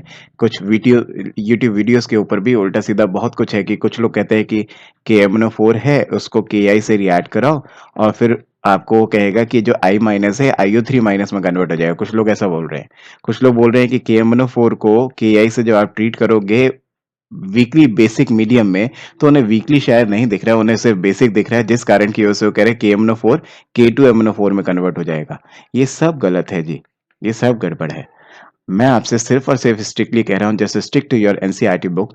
एनसीईआरटी बुक को खोलो और एक बार जरा इसको पढ़ने की कोशिश करो। ये एग्जैक्टली यही वर्ड्स में एक वहां पे इक्वेशन लिखी हुई है कि जब भी आपका KMnO4 KI के साथ रिएक्ट होगा तो ऐसा करने से वीकली अल्कलाइन मीडियम, चाहे बेशक यहाँ पे आपको बेसिक मीडियम लिखा हुआ दिख रहा है, लेकिन फिर भी अगर weekly basic medium weekly alkaline medium अगर ये आपको कहता है तो ये आपका KMnO4 K2MnO4 में कन्वर्ट नहीं होता है बल्कि MnO2 में कन्वर्ट होता है। ये कंफ्यूजन बहुत बच्चों को था कि सर यहाँ पे बेसिक लिखा हुआ है तो इसमें बेसिक मीडियम वाला एन फैक्टर जो कि हम रखते हैं कि बेसिक मीडियम में n factor is equal to 1 होता है, तो सर एन फैक्टर 1 क्यों नहीं है यहाँ पे? एन फैक्टर 1 नहीं होगा यहाँ पे। आप एक बार एनसीईआरटी बुक खोलिए, देखिए उसको, तो उसमें आपको साफ साफ नजर आएगा कि KMnO4 MnO2 में कन्वर्ट होगा वीकली अल्कलाइन मीडियम में। तो वीकली अल्कलाइन मीडियम में आपका MnO2 फर्दर आपका K2MnO4 में कन्वर्ट नहीं होता है। ठीक है जी, ये यहीं रुक जाएगा। और साथ में I माइनस का भी जो कुछ लोग बातें कर रहे हैं कि IO3 माइनस बन जाएगा नॉल, ऐसे कुछ नहीं है। I माइनस सिंपल सा आपका I2 में कन्वर्ट होगा। One of the easiest question from IIT advance 2020 paper, but फिर भी आपको थोड़ा सा जरा फोकस होकर रहना पड़ेगा क्योंकि गलती होने के स्कोप है। बहुत सारे बच्चे इसमें गलती करके आएंगे, लेकिन जिन्होंने ये इक्वेशन लिख लिया उससे चुटकी बजाते के साथ ही उसका आंसर आ गया होगा। अगर आप ध्यान से देखेंगे तो यहाँ पे KMnO4 में K की जो ऑक्सीडेशन Mn की जो ऑक्सीडेशन स्टेट है दैट इज +7, यहाँ I की जो ऑक्सीडेशन स्टेट दैट इज -1, यहाँ पे I2 की जो ऑक्सीडेशन स्टेट है it is nothing but you can से 0। यहाँ पे K की जो Mn की जो ऑक्सीडेशन स्टेट है इट इज +4। तो अगर आप ऑब्जर्व करें तो यहाँ पे ऑक्सीडेशन स्टेट Mn का +7 से +3 जा रहा है, जिसकी वजह से यहाँ पे कितने इलेक्ट्रॉन चेंज दिख रहा है? यहाँ पे आपको 3 इलेक्ट्रॉन चेंज दिख रहा है। जबकि आयोडीन के बारे में अगर बात की जाए तो I2, क्योंकि हमें क्या करना है, हमें बेसिकली आयोडीन का I2 का इन्फेक्टर चाहिए और हमें KMnO4 का इन्फेक्टर चाहिए। तो अगर हमें KMnO4 का इन्फेक्टर चाहिए तो मैं सोचूं कि भाई KMnO4 आपका किस में जा रहा है? MnO2 में जा रहा है, जिसकी वजह से इसका इन्फेक्टर क्या हो गया? +7 से +4 जा रहा है, जिसकी वजह से इसका इन्फेक्टर कितना यूज करूंगा? इसका इन्फेक्टर मैं 3 यूज करूंगा। ठीक है जी। लेकिन मेरे को क्या करना है फाइनली? KMnO4 के बारे में इंफॉर्मेशन पता है, I2 की इंफॉर्मेशन मेरे को निकालनी है। तो ऐसे में मैं क्या करूं? ऐसे में मैं बोलूं equivalent of KMnO4 is equals to equivalent of I2, जो कि क्या होगा? जो कि होगा मोल्स ऑफ KMnO4 इनटू इसका इन्फेक्टर is equals to moles of I2 into I2 का इन्फेक्टर। I2 का इन्फेक्टर निकालने के लिए आपको ऐसा अज्यूम करना पड़ेगा, जैसे अपने मन में थोड़ा सा 1 सेकंड के लिए सोच के देखो, जैसे कि I2 का इन्फेक्टर निकालने के लिए आपको ऐसा सोचो जैसे कि I2 से Ki बन रहा है। तो यहाँ पे अगर आप देखोगे तो 0 ऑक्सीडेशन स्टेट में है, ये आपका -1 ऑक्सीडेशन स्टेट में है। एक आयोडीन पे 1 का चेंज, लेकिन यहाँ लिखे हुए 2 आयोडीन, यहाँ लिखे हुए 1 आयोडीन, तो यहाँ पे आपको आयोडीन को बराबर करना होगा। आप बोलोगे एक आयोडीन पे 1 का चेंज, तो 2 आयोडीन पे 2 का चेंज, इसलिए I2 का इन्फेक्टर कितना होगा? 2 होगा। इस कारण की वजह से आप कह सकते हो नंबर ऑफ मोल्स इंटू इसका इन्फेक्टर, इसके नंबर ऑफ मोल्स इंटू इसका इन्फेक्टर। इसके नंबर ऑफ मोल्स आपको 4 मोल दिए गए हैं क्वेश्चन में। इसका इन्फेक्टर हमने अभी अभी आपको बताया कि इसका इन्फेक्टर 3 होगा। I2 के नंबर ऑफ मोल्स आपको निकालने हैं और n factor of I2, n factor of I2 हमने अभी अभी आपको बताया कि वो कितना होगा? 2 होगा। तो 2 was the 2, 2 जा 4, that's why moles of I2 formed is nothing but equals to 6 moles। तो आपको क्वेश्चन में पूछा गया था कि I2 कितना रिलीज हो रहा है, number of moles I2 release, number of moles of I2 release अगर आपसे ये पूछ रहा है तो सिंपली आपको क्या बोलना है? Answer will be 6 moles। Here, the question states that when 1 mole of rhombic sulfur is treated with concentrated nitric acid, it gives a sulfur compound with the highest oxidation state of sulfur and water molecules as product. And we have to find out the mass of water when only 1 mole of rhombic sulfur is reacted. And this question is asked in IIT JEE Advanced 2019. To solve the problem, first we need to know the formula of rhombic sulfur. As it is an 8-membered ring, so its formula is S8. Now, S8 reacts with nitric acid to form sulfur compound with its highest oxidation state. Highest oxidation state which sulfur can show is 6. Now, consider the balanced equation of the reaction between rhombic sulfur and concentrated nitric acid. Here, the product formed is sulfuric acid. The oxidation state of sulfur in H2SO4 is calculated and it is found out to be +6. That is the highest oxidation state shown by the sulfur. Now, according to this balanced equation, 1 mole of sulfur produces 16 moles of H2O. As mass of 1 mole of water is 18 grams, so mass of 16 moles of water molecules is 288 grams. Thank you. This question is from IIT Advanced 2020 paper. Aluminium react with H2SO4 to give aluminium sulfate and hydrogen. Equation आपको दे रखी है, आप balance form में लिख ही सकते हो। लिख के देखो पहले एक बार फटाफट से। तो आपको क्या दे रखा है? 2 एल्यूमिनियम 3 H2SO4 के साथ रिएक्ट करेगा। मैं बैलेंस फॉर्म में लिख रहा हूँ डायरेक्ट। Al2SO4 होल थ्राइस बनाएगा, 3H2 बनाएगा। तो मैंने बैलेंस फॉर्म में इक्वेशन लिख दी। आपको गिवन कर दिया उसने कौन कितना कितना गिवन है। देखना जरा, आपको क्वेश्चन में गिवन है कौन कितना कितना है। 5.4 ग्राम एल्यूमिनियम है आपके पास। तो एल्यूमिनियम आपके पास 5.4 ग्राम है। 5.4 डिवाइड बाय 27 करोगे यू विल गेट 0.2। तो 0.2 मोल तो आपको इसके गिवन है। ठीक है, इसके क्या गिवन है? इसके आपको 5 इंटू 50, 5 इंटू 50, इसके आपके पास 5 इंटू 50 डिवाइड बाय 1000, मतलब कि इसके आपके पास कितने 0.25 मोल्स गिवन है। आपको पता है इसके 2 मोल इसके 3 मोल के साथ रिएक्ट होते हैं, तो इसके 0.2 मोल्स को अगर 0.25 से रिएक्ट कराओगे तो आप ये जजमेंट कर पाओगे। अगर आप ध्यान से देखोगे तो लिमिटेड रिएजेंट कौन होगा? Limited reagent will be H2SO4। Limited reagent कौन होगा? आपका H2SO4 होगा। ठीक है।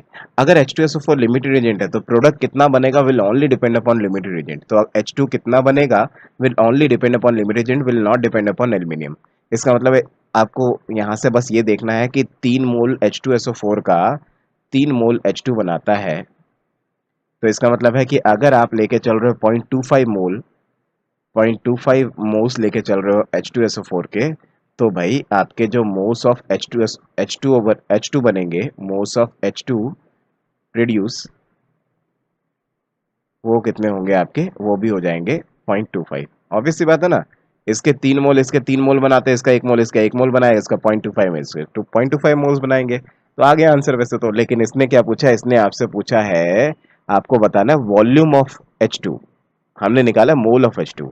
तो इस H2 पे PV equals to NRT apply कर दो। तो H2 पे अगर मैं PV equals to NRT apply करूं तो volume is equals to NRT upon P। N आपका कितना आ रहा है 0.25, R 0.0821, T कितना है आपका, T आपको दे रखा है क्वेश्चन में कितना है, दिस इज 300 केल्विन, 300 केल्विन दे रखा है आपको, ये दे रहा है ना। अच्छा जी, P कितना दे रहा है आपको, P 1 ATM दे रहा है। ऐसा करने पे यहाँ से वॉल्यूम निकाल दो, volume will come out to 6.15 litre. तो ऐसा करने पे आप वॉल्यूम ऑफ NaOH निकाल दो। तो एक्चुअली में पहले मोल्स, इस क्वेश्चन में बस एक दो जगह ट्विस्ट था। एक तो ये था कि आपको लिमिटेड रेंज निकालना आना चाहिए, इसके 2 मोल इसके 3 मोल से रिएक्ट करते हैं, तो उसके 0.25 और इसके इसके 0.2 और इसके 0.25 अगर अवेलेबल होंगे तो आप ये जजमेंट करो कि कौन कम दे रखा है कौन ज़्यादा दे रखा है। तो H2SO4 लिमिटेड दे रखा है, इसलिए H2SO4 लिमिटेड एजेंट है। और प्रोडक्ट का amount will only depend upon limited agent, will never depend upon access reagent. तो इसका मतलब सिर्फ और सिर्फ H2SO4 और H2 पे फोकस करो, इसको और इसको भूल ही जाओ। तो कहो इसका 3 मोल इसका 3 मोल बनाता है, इसका 1 मोल इसका 1 मोल बनाएगा, तो इसका 0.25 मोल इसका 0.25 मोल बनाएगा। मोल्स ऑफ H2 आ गए। लेकिन मेरे को क्वेश्चन में वॉल्यूम ऑफ H2 निकालना है, तो PV इक्वल्स टू NRT लगा दिया, उससे वॉल्यूम ऑफ H2 आ गया 6.15 लीटर। तो answer will be 6.15 litre. Question is from IIT advance 2020 paper 1। Question बहुत आसान है। ऑक्जेलिक एसिड की टाइट्रेशन करवा रहा है किसके साथ, NaOH के साथ। और NaOH कितना लग रहा है ये आपको बता ही रहा है, ठीक है। और आपसे बोल रहा है मोलारिटी बता दो NaOH की। तो ये तो बहुत आसान सवाल है। ये तो हम बच्चों को कितने प्यार से और कितनी बार बार बोलते हैं कि अगर इक्विवेलेंट पॉइंट आपको निकालना हो, आप कह सकते हो एट इक्विवेलेंट पॉइंट, जब रिएक्शन खत्म होती होगी, टाइट्रेशन एंड होता होगा, उस वक्त you can say equivalent of H2SO4 will become equals to equivalent of NaOH। और अगर इक्विवेलेंट इक्वल है तो मिली इक्विवेलेंट भी इक्वल ही होंगे। तो I can say milliequivalent of H2SO4 is equals to milliequivalent of NaOH। अच्छा जी, उसके बाद क्या, उसके बाद इक्विवेलेंट का फॉर्मूला क्या होगा, अगर मोलारिटी की टर्म्स में निकाला जाए तो मैं कहूँ molarity of H2SO4 into volume of H2SO4 in ml, क्योंकि मिली इक्विवेलेंट निकाल रहा हूँ इसलिए वॉल्यूम ml में लेके चल रहा हूँ मैं, इनटू इसका n फैक्टर। ये सब H2SO4 के बारे में, इसे 1 ले लेते हैं। तो M2 into V2 into N2, इसका n फैक्टर, इसका n फैक्टर 2 होता है। H2SO4 का n फैक्टर आपका, सॉरी H2SO4 का n फैक्टर 2 होता है क्योंकि वो 2 H प्लस आयन दे सकता है। NaOH का n फैक्टर 1 होता है क्योंकि वो एक OH माइनस आयन दे सकता है। अच्छा जी, इसकी मोलारिटी कितनी दी है, इसकी मोलारिटी आपको दी गई है कितनी, 0.1 मोलर। इसका वॉल्यूम आपको दिया है 5 ml, ठीक है जी। इसका n फैक्टर होता है 2, इसकी मोलारिटी मेरे को निकालनी है M2। इसका वॉल्यूम, वॉल्यूम का थोड़ा सा पंगा है। देखो क्या है एक्चुअली, कुछ लोग तो यही बोलते हैं, जैसे कि आपने कुछ एक्सपेरिमेंट किया, कुछ आपने कुछ वैल्यूज निकाली, ठीक है। उन वैल्यूज के निकालने के बाद आप क्या करो, अगर आपको वॉल्यूम ऑफ NaOH निकालना है तो आप एवरेज निकाल देते हो। मतलब आप क्या कहते हो 12.5 plus 10.5 plus 9 plus 9 plus 9 by 5, ऐसा करके एवरेज निकाल दो। तो एवरेज वैल्यू कितनी आ रही है 10 ml। तो वॉल्यूम ऑफ NaOH अगर मैं यहाँ पे 10 रख दूं और इसे 1 रख दूं, तो यहाँ से मेरे को लग रहा है 5 टू जा 10, 10 से 10 कट ही जाएगा, सीधा सीधा आपका M2 कितना आ जाएगा, M2 आ जाएगा आपका 0.10 कह लेते हैं, पॉइंट के बाद 2 डिजिट तक बताना था आंसर। तो इतनी मोलैरिटी आपकी आ जाएगी। तो आंसर शुड बी 0.10 मोलर। लेकिन वही जो मैं थोड़ा सा अभी कुछ कह रहा था, मैं ये कह रहा था कि कुछ लोग क्या कहते हैं, कुछ लोग एक्चुअली जब लैब में आप लोग एक्सपेरिमेंट करते हो ना, टीचर कभी कभी ऐसा ही बोलता है कि आप जब एक्सपेरिमेंट करो तो एक्सपेरिमेंट में बार बार रिपीट करो उस एक्सपेरिमेंट को, मतलब आप सेम एक्सपेरिमेंट को रिपीट करते हो और अलग अलग वैल्यूज निकालते हो। तो या तो उन सब वैल्यूज का एवरेज निकाल लो, उसे कह लो वॉल्यूम ऑफ NaOH। या फिर कुछ टीचर तो ऐसा भी बोलते हैं, जो कि एनसीईआरटी की अगर आपने कभी लैब मैनुअल पढ़ा हो तो उसमें भी लिखा हुआ है, क्या लिखा हुआ है कि आप ऐसा करो कि आप उसको तब तक रिपीट करो जब तक कि आपके कुछ सेम वैल्यूज ना आ जाए। ठीक है, तो NaOH से आप उसे टाइट्रेट करते जाओ। अगर आपके पास बहुत सारी सेम वैल्यूज आ रही हैं, जो सेम वैल्यूज आ रही हैं उसी को आप अपनी वॉल्यूम ऑफ NaOH कंसिडर कर लो। मतलब कुछ लोग हो सकता है कि यहाँ से आपको बोले कि 999, बहुत बार 9 आ चुका है, इसलिए आप क्या कर लो, आप सीधा सीधा वॉल्यूम ऑफ NaOH को 9 ही मान लो। तो अगर ऐसा करके मैं कैलकुलेशन कर दूं और यही सारी कैलकुलेशन यहाँ पे 9 रख के कर दूं, तो उस वक्त M2 जो है वो आपका 0.11 आ जाएगा। तो बस इतना फर्क आ जाएगा। अदरवाइज अगर आप देखोगे तो 9 रखने पे और 10 रखने पे कोई बहुत ज़्यादा फर्क नहीं आ रहा है वैसे, अगर देखा जाए तो वैसे मेरे हिसाब से तो ये ज़्यादा सही है, एवरेज निकालना चाहिए, एवरेज के हिसाब से ही है। ये बात जल्दी से हर कोई नहीं बताता है, तो जनरली तो एक्सपेरिमेंट करते हुए टीचर यही बोलता है कि आप डिफरेंट डिफरेंट वैल्यूज़ निकालो, उसका आप एवरेज वैल्यू निकाल लो, एवरेज वैल्यू को इसमें यूज़ कर लो। तो अगर एवरेज वैल्यू वाला यूज़ करोगे तो आंसर विल बी, और क्या, molarity will be equals to 0.10 molar. चलो, thank you. Okay, so this particular question is from IIT 2018 paper, IIT Advanced 2018 paper. अगर आप देखें तो बहुत भयानक सा क्वेश्चन लग रहा है देखने में, लेकिन अगर आप देखेंगे ना बड़े प्यार से सॉल्व होगा और बड़े प्यार से कैलकुलेशन भी हो जाएगी। देखिएगा क्या है, to measure the quantity of MnCl2 dissolved in aqueous solution, it was completely converted to KMnO4 using the reaction this। ठीक है जी, कह रहा है कि इसको completely आपने KMnO4 में कन्वर्ट कर दिया इससे इसमें। अच्छा जी, few drop of concentrated HCl was added to the solution and gently warmed। Further oxalic acid was added in this portion till the color of the KMnO4 will disappear। मतलब कि आपका जो आपका यहाँ से KMnO4 आ रहा है वो आपका किससे रिएक्ट कर जाएगा, ऑक्जेलिक एसिड से। अच्छा जी, फिर कह रहा है कि KMnO4 कितना था मिलीग्राम्स में, ये बताओ इनिशियली। अच्छा, तो देखना जरा रिएक्शंस हो क्या रही हैं। एक तो रिएक्शन हो रही है क्या, मैं शॉर्टकट में लिखता हूँ, पूरी पूरी रिएक्शन लिखने में कोई ज़रूरत भी नहीं है। एक तो रिएक्शन हो रही है कि इससे भाई KMnO4 बन रहा है, ठीक है, कि कुछ आपका नॉर्मल सा रिडॉक्स रिएक्शन हो रहा है, रिडॉक्स रिएक्शन होके आपका MnCl2 KMnO4 में कन्वर्ट हो रहा है।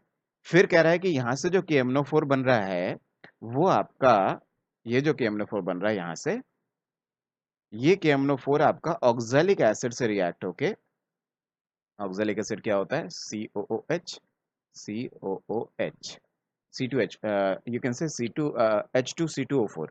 तो H2C2O4 से रिएक्ट करके इनकी आपस में रिएक्शन चल रही है। और ऐसा करने पे हो क्या रहा है, ऐसा करने पे टिल दी रिएक्शन, और किसमें है, एसिडिक मीडियम में रिएक्शन है। अच्छा, एसिडिक मीडियम में आपको पता है कि जब ये रिएक्शन होगा तो KMnO4 किस में कन्वर्ट हो जाएगा, Mn2+ में कन्वर्ट हो जाएगा, जो कि आप समझते ही हो कि एसिडिक मीडियम में KMnO4 ऑलवेज आपका Mn2+ में कन्वर्ट होता है। और ऑक्जेलिक एसिड का ऑक्सीडेशन हो जाएगा, जिसकी वजह से ये पूरा पूरा किस में कन्वर्ट हो जाएगा, यहाँ से जो कार्बन है आपका वो CO2 बन जाएगा।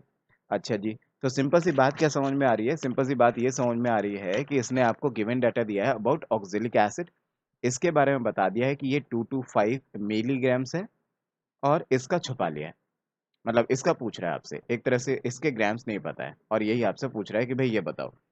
अच्छा, तो अगर रिडॉक्स रिएक्शन होती है तो मैं ऐसा कह सकता हूँ कि सिंस इससे ये बन रहा है तो जितने इसके इक्विवेलेंट होंगे उतने ही इक्विवेलेंट इसके होंगे। इक्विवेलेंट कॉन्सेप्ट से बात कर लेते हैं हम रिडॉक्स रिएक्शन में। तो मैं कह सकता हूँ जितने इसके इक्विवेलेंट होंगे उतने ही KMnO4 के इक्विवेलेंट होंगे। तो MnCl2 का equivalent is equals to KMnO4 के इक्विवेलेंट होंगे। और KMnO4 ऑक्जेलिक एसिड से रिएक्ट कर रहा है, इसलिए ऑक्जेलिक एसिड के इक्विवेलेंट KMnO4 के इक्विवेलेंट होंगे। और यू कैन से ऑक्जेलिक एसिड के इक्विवेलेंट डायरेक्टली MnCl2 के इक्विवेलेंट के इक्वल होंगे। मैं क्या कह रहा हूँ, मैं यहाँ से बताता हूँ। मैं कह सकता हूँ सिंस इससे ये बन रहा है तो आई कैन से कि equivalent of MnCl2 will be equals to equivalent of KMnO4। और सिंस KMnO4 टोटली इससे रिएक्ट कर रहा है तो I can say equivalent of KMnO4 will be equals to equivalent of oxalic acid. बस जी, फिर तो बड़े प्यार से हो ही जाएगा, क्योंकि मेरे को इसको और इसके बीच में रिलेशनशिप चाहिए था, मैंने देख लिया दोनों के इक्विवेलेंट एक दूसरे के इक्वल हैं। तो अभी मैं कैलकुलेशन कर सकता हूँ, मैं कहूँ equivalent of MnCl2 is equals to equivalent of oxalic acid. Equivalent का फॉर्मूला क्या होता था? इक्विवेलेंट का फॉर्मूला होता है number of mole into N factor, और you can say given mass of MnCl2 upon molecular mass of MnCl2 into इसका n factor is equals to given mass of this oxalic acid divided by molecular mass of oxalic acid into इसका n factor. I can say ये MnCl2 के बारे में कह रहा हूँ मैं, यहाँ पे लिख लें ताकि कंफ्यूजन ना हो, और ये मैं ऑक्जेलिक एसिड के बारे में कह रहा हूँ। तो अगर आप ये फॉर्मूला लगा देते तो आपका जो भी अननोन चीज़ है वो निकल के आ जाएगी। जैसे कि मेरे को इसका वेट नहीं पता है, ये एक्स नहीं पता है, तो इस एक्स को मैंने एक्स ही मान लिया, मेरे को नहीं पता ये कितना है। इसका मॉलिक्यूलर मास आपका कितना होगा MnCl2 का? MnCl2 का मॉलिक्यूलर मास अगर आप निकालोगे, जैसे कि Mn और Cl यहाँ पे दे ही रखा है आपको, इससे आ जाएगा 126। एन फैक्टर की बात रही तो एन फैक्टर यहाँ पे आपको सोचना होगा कि Mn का एन फैक्टर क्या है। तो देखो जरा, यहाँ पे Mn है +7 ऑक्सीडेशन स्टेट में, ठीक है जी। यहाँ पे Mn आपका +2 ऑक्सीडेशन स्टेट में, तो यहाँ से यहाँ जाने में कितने इलेक्ट्रॉन चेंज आया? 5 इलेक्ट्रॉन का चेंज आया। तो ये कैन से कि एन फैक्टर कितना होगा? 5, ठीक है ना। तो आप सीधा सीधा कह सकते हो कि इसका वेट मतलब MnCl2 का वेट डिवाइडेड बाय उसका molecular mass into I can से उसका एन फैक्टर। और एन फैक्टर मैंने कैसे निकाला कि पर मोल ऑफ द रिएक्टेंट से आपका कितना नंबर ऑफ इलेक्ट्रॉन्स चेंज हो रहा है ड्यूरिंग द रिडॉक्स रिएक्शन, ठीक है ना। तो नंबर ऑफ इलेक्ट्रॉन्स चेंज पर मोल ऑफ द रिएक्टेंट पर मोल ऑफ द KMnO4, तो वो मैंने निकाल दिया, वो आपका 5 आ रहा है। सिमिलरली इसके लिए करूं तो इसका गिवन मास मेरे को कितना दिया है? इसका गिवन मास मेरे को दिया है 225 मिलीग्राम्स। इस मिलीग्राम को या तो ग्राम में कन्वर्ट कर लो, क्योंकि ऑथेंटिकली तो हमें वैसे हम ग्राम में कन्वर्ट करके मॉलिक्यूलर मास से डिवाइड करके फिर मेरे को आंसर निकालना चाहिए। बट आप अगर देखो तो फाइनल आंसर भी मिलीग्राम में ही पूछा है, तो कोई बात नहीं, मिलीग्राम में रख लेते हैं, हमें फिर कन्वर्जन करने की जरूरत नहीं पड़ेगी। यहाँ से जो भी एक्स आएगा वो सीधा सीधा मिलीग्राम्स में ही आ जाएगा। तो हम लोग ऐसे ही कर लेते हैं, हम लोग इसको मिलीग्राम वाले ही सब्स्टिट्यूट कर देता हूँ मैं सीधा, 225 मिलीग्राम्स, ठीक है, ताकि सब कुछ कट पिट के लास्ट में एक्स आपका मिलीग्राम्स में आ जाएगा फाइनली। अच्छा, मॉलिक्यूलर मास क्या है? Molecular mass of oxalic acid अगर आप निकालोगे H2C2O4 that will come out to be 90।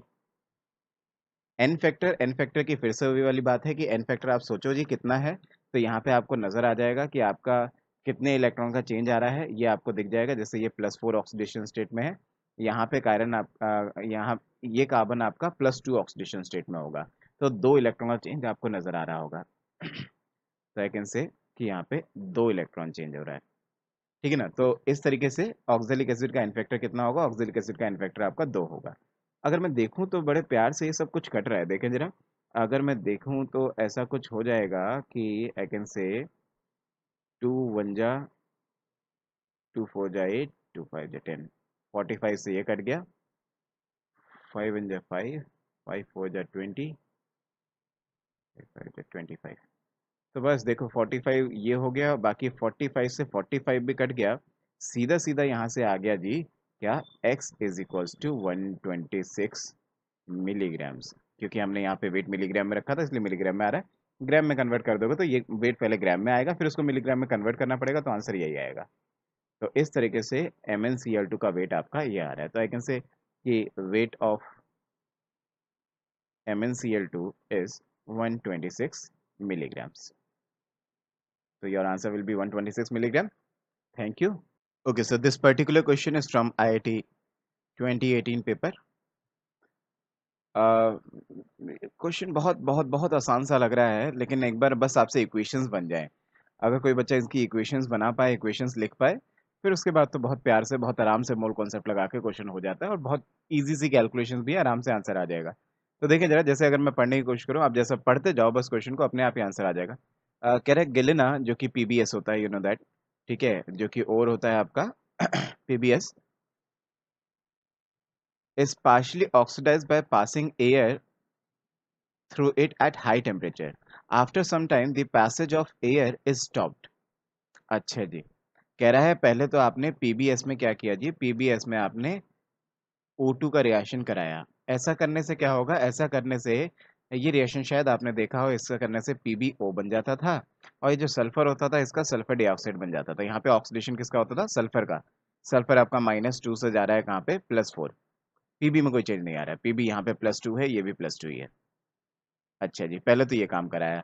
उसके बाद क्या कह रहा है? But heating is continue in A close furnace such that the content will get self reduction, अच्छा जी।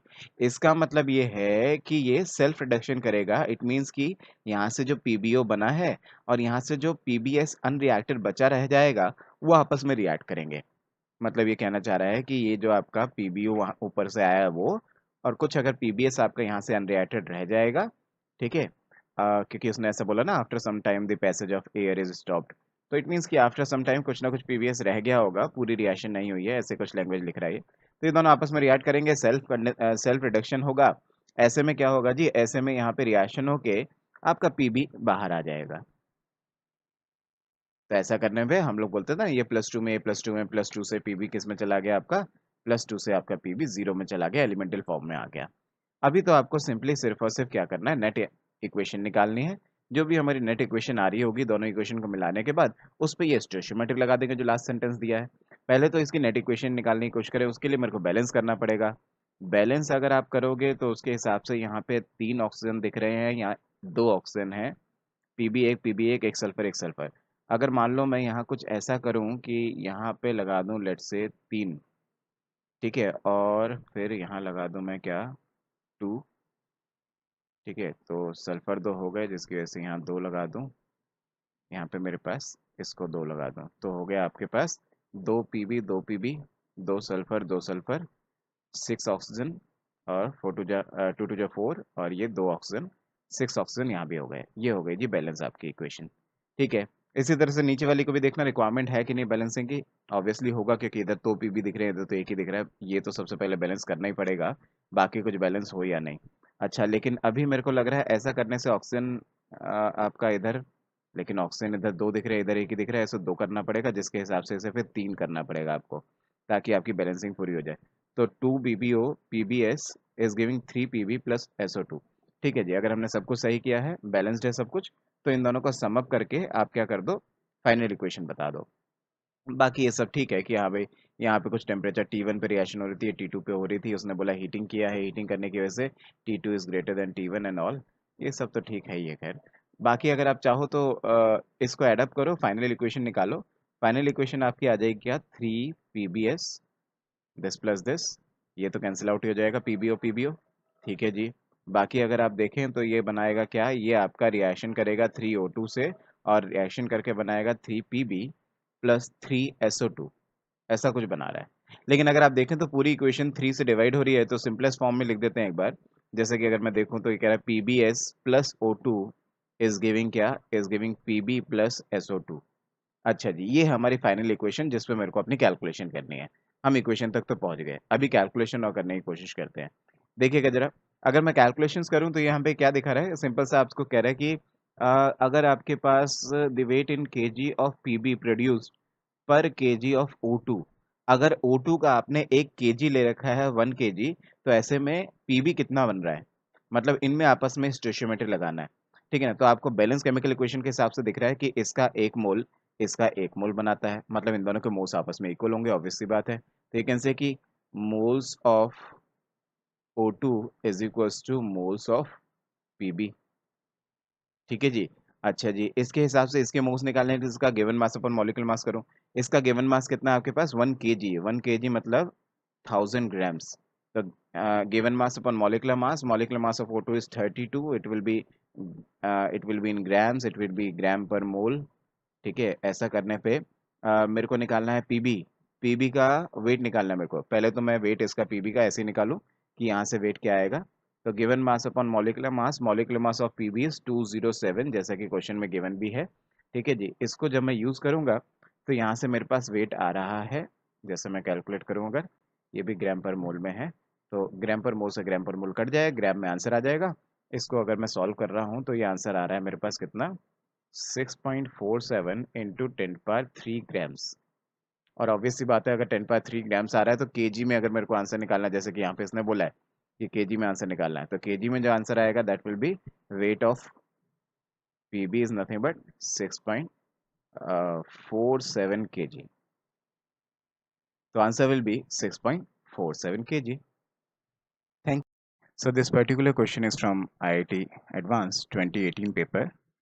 फ्रॉम द मोल कॉन्सेप्ट, थोड़ा सा मोल कॉन्सेप्ट मिलाया हुआ है, थोड़ा सा मैं कहूँ तो कोऑर्डिनेशन कॉम्प्लेक्स का कुछ छोटा सा कॉन्सेप्ट है, तो फिजिकल और इनऑर्गेनिक को मिला के उसने कुछ रिएक्शन मतलब कुछ एक क्वेश्चन डिजाइन किया है। अच्छा क्वेश्चन है। तो देखिए जरा, तो क्या क्या रिएक्शंस इन्वॉल्व हैं, जरा इस रिएक्शन में पहले उनको पकड़ लेते हैं। तो रिएक्शन क्या क्या इन्वॉल्व है, अगर आप देखो तो आपसे कह रहा है अमोनियम सल्फेट आपके पास है। अमोनियम सल्फेट, अमोनियम सल्फेट आपके पास है जो कि रिएक्ट कर रहा है किसके साथ, जो कि रिएक्ट कर रहा है कैल्शियम हाइड्रोक्साइड के साथ। और जब ये रिएक्शन होती है तो ये बनाता क्या है, ये बनाता है आपका, एक तो बना रहा है दो अमोनिया और एक बनाएगा आपका gypsum, calcium sulphate dot 2H2O, जिसको हम जिप्सम बोलते हैं। तो एक बना रहा है आपका जिप्सम प्लस दो अमोनिया। अच्छा जी, अगला दूसरा रिएक्शन क्या बोला गया है, दूसरा रिएक्शन कुछ कोऑर्डिनेशन केमिस्ट्री टाइप क्वेश्चन है, रिएक्शन है सॉरी, निकेल Cl2.6H2O, ये 6 अमोनिया के साथ रिएक्ट होके ये बना लेगा NiNH3 होल 6Cl2। तो इस रिएक्शन में अगर आप देखो तो इस रिएक्शन में हो क्या रहा है, इस रिएक्शन में कुछ ऐसा सा हो रहा है कि जितने ही वाटर मॉलिक्यूल्स हैं जो कि एज अ लिगेंड काम कर रहे होंगे, इन सबको रिप्लेस कर देगा जाके अमोनिया। तो 6 अमोनिया जो ऐसे करके निकल NiH2O होल 6Cl2 था पहले, उसमें H2O को हटा के निकल बैठ गया।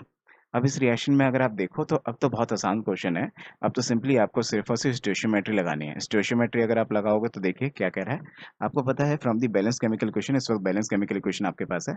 आप कह सकते हो कि इसका एक मोल इसके एक मोल के साथ रिएक्ट होके इसके दो मोल बनाता है और इसका एक मोल बनता है। अब जरा मेरे को ध्यान से देखना और मेरे को बताना कि इसका आपको कितने ग्राम्स गिवन है। तो इसका आपको गिवन है कितना, 1584 ग्राम। तो इसका गिवन है आपको पास 1584 ग्राम्स। अब इस गिवन मास को इसके मॉलिक्यूलर मास से जब आप मल्टीप्लाई कर दोगे तो विल गेट कितने moles, this will come out to be 12 mole.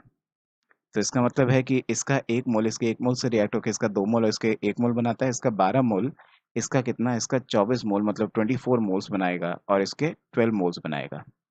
तो यहाँ से मेरे को पता चला इसके और इसके कितने कितने मोल्स बन रहे हैं आफ्टर रिएक्शन। अभी क्या, अभी आपके पास ये है, इसको अगर आप देखो तो इसमें स्टोइशियोमेट्री लगाओ तो नॉर्मल सी बैलेंस केमिकल इक्वेशन से मैं क्या कह सकता हूँ, from the balance chemical equation I can say कि इसका एक मोल इसके 6 मोल से रिएक्ट होके इसका एक मोल बनाता है। अभी गिवन सिचुएशन के हिसाब से यहाँ पे क्या होगा देखते हैं। आपके पास यहाँ पे इसका जो मास दे रखा है वो दे रखा है 952 ग्राम्स, और इसको अगर इसके मॉलिक्यूलर मास से डिवाइड कर देता हूँ तो ये कितना आ रहा है, 952 divided by the molecular mass, this will give you इसके 4 मोल। तो इसके आपके पास आ रहे हैं 4 मोल। तो इसका एक मोल इसके 6 मोल के साथ रिएक्ट हो, इसका एक मोल बना रहा है तो इसका 4 मोल इसके 24 मोल के साथ रिएक्ट होगा। इससे मैं क्या कह सकता हूँ कि यहाँ से जितना भी अमोनिया बनेगा वो 100% पूरा का पूरा यहाँ यूज होने हो जाएगा, यहाँ कुछ भी नहीं बचेगा। ठीक है जी, 100% आपका यहाँ पे यूज अप हो जाएगा, जिसकी वजह से क्या होगा, जिसकी वजह से सीधा सीधा आप कह सकते हो कि आफ्टर रिएक्शन ये नीचे वाला रिएक्शन भी खत्म होने के बाद ये पूरा खत्म हो जाएगा, ये पूरा खत्म हो जाएगा, दोनों को दोनों लिमिटिंग रिएजेंट है, कोई एक्सेस रिएजेंट नहीं है, दोनों पूरे पूरे खत्म हो जाएंगे, क्योंकि मेरे को इसके 4 मोल दे रखे हैं और आपके इसके 4 मोल इसके 24 मोल के साथ रिएक्ट ही कर सकते हैं। और आपको पता है कि 100% कंप्लीशन ऑफ द रिएक्शन हो रहा है, तो इसके 4 मोल इसके 24 के 24 मोल के साथ रिएक्ट हो जाएंगे, 100% कंप्लीट रिएक्शन हो जाएगा। ना ये बचेगा आफ्टर रिएक्शन, ना ये बचेगा आफ्टर रिएक्शन। आफ्टर रिएक्शन बचेगा तो कौन बचेगा, ये बचेगा। तो इसके एक मोल इसके 6 मोल के साथ रिएक्ट होकर इसका एक मोल बनाता है, तो इसके 4 मोल इसके 24 मोल के साथ रिएक्ट होकर इसके ऑब्वियसली 4 मोल बनाएगा। अब आगे क्वेश्चन में क्या पूछा है, क्वेश्चन का जो फाइनल इसने क्वेश्चन पूछा आपसे, वो आपसे पूछ रहा है कंबाइंड वेट बताओ, जो भी प्रोडक्ट आ रहा है आपका, मतलब जिप्सम प्लस निकल कॉम्प्लेक्स जो है, दोनों का कंबाइंड वेट कितना होगा एज अ प्रोडक्ट। तो अगर आप देखो तो ये किसके इक्वल होगा, लास्ट जो आंसर पूछ रहा है that will be equals to weight of gypsum plus weight of you can say nickel complex. और वेट निकालने के लिए मैं फॉर्मूला क्या यूज कर रहा हूँ, number of moles into molecular mass.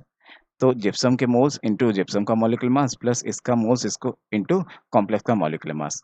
तो अगर जिप्सम के मोल्स देखें तो कितने बने थे क्वेश्चन में, 12 मोल बने थे, और इसका मॉलिक्यूलर मास क्या होता है आपको पता है, 172 ग्राम पर मोल। ये आपको निकालना पड़ेगा, दे रखा है ना सबके एटॉमिक वेट्स तो दे ही रखे हैं, मॉलिक्यूलर मास निकाल लेना। तो 12 मोल इंटू 172 ग्राम पर मोल, ऐसा करने से मोल कट जाएगा, ग्राम में आपके पास आंसर आ जाएगा कितने ग्राम से, प्लस इसके दे रखे हैं जी आपके पास 4 मोल और इसका मॉलिक्यूलर मास कॉम्प्लेक्स का जब हमने कैलकुलेट किया तो ये आ रहा है 232 ग्राम पर मोल। जब मैं इसको सॉल्व आउट करता हूँ तो मेरे पास फाइनली आ जाता है 2992 ग्राम्स। और आपसे आंसर पूछ भी यही रहा है फाइनल क्वेश्चन, मतलब फाइनली जो आपसे पूछना चाह रहा है वो ये पूछना चाह रहा है कि इसका और इसका टोटल वेट कितना होगा at the end of the reaction. तो at the end of the reaction you will get 2992 gram of the product, ये और ये, ठीक है ना। तो आंसर होना चाहिए 2992 ग्राम्स। तो इस क्वेश्चन में आपसे कहना चाहता है कि जब 1 मोल ऑफ रोम्बिक सल्फर का ऑक्सीडेशन होगा कंसंट्रेटेड HNO3 के द्वारा, तो ऐसे में सल्फर आपका मैक्सिमम पॉजिटिव ऑक्सीडेशन स्टेट में जाना चाहिए, जो कि होगा सल्फर का मैक्सिमम पॉजिटिव ऑक्सीडेशन स्टेट होता है आपका +6, जो कि सल्फर आपका S8 से +6 ऑक्सीडेशन स्टेट में जाना चाहिए। और ऐसे में कितना वाटर प्रोड्यूस होगा उसके बारे में आपसे पूछता है। तो देखें जरा, ऐसे क्वेश्चन को जवाब देने के लिए आपको थोड़ा सा रिएक्शन याद होना चाहिए। और रिएक्शन याद होने के लिए आपको पी ब्लॉक चैप्टर जिसमें हम सल्फर के बारे में पढ़ते हैं वो थोड़ा सा आपको आना चाहिए। मतलब कि आपको रिएक्शन आने चाहिए कि S8 का जब ऑक्सीडेशन होता है HNO3 से, तो ऐसे में वो बनाता है क्या, H2SO4, जो कि ऊपर क्वेश्चन में भी दिया है कि सल्फर आपका मैक्सिमम पॉजिटिव ऑक्सीडेशन स्टेट में होना चाहिए, जो कि H2SO4 में सल्फर +6 ऑक्सीडेशन स्टेट में है, प्लस बनेगा वाटर, प्लस बनेगा आपका NO2। अगर आप इक्वेशन को बैलेंस करोगे तो this will come out to 48 HNO3, 8 H2SO4, 16 H2O and 48 NO2। Balance chemical equation देख के ही हम ये बात कह सकते हैं कि 1 मोल सल्फर मतलब 1 मोल S8 रोम्बिक सल्फर बनाता है 16 मोल्स ऑफ H2O। तो आई कैन से कि 1 मोल S8 will form 16 moles of H2O। और यही आपको क्वेश्चन में पूछा गया है कि 1 मोल सल्फर रोम्बिक सल्फर कितना H2O बनाएगा। लेकिन यहाँ क्वेश्चन में आपको अमाउंट ऑफ वाटर पूछा है, मतलब आपको कितना ग्राम बनेगा ये बताना है, ठीक है ना।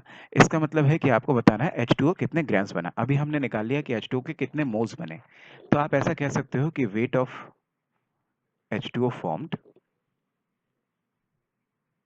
is equals to moles of H2O formed into molecular mass of H2O.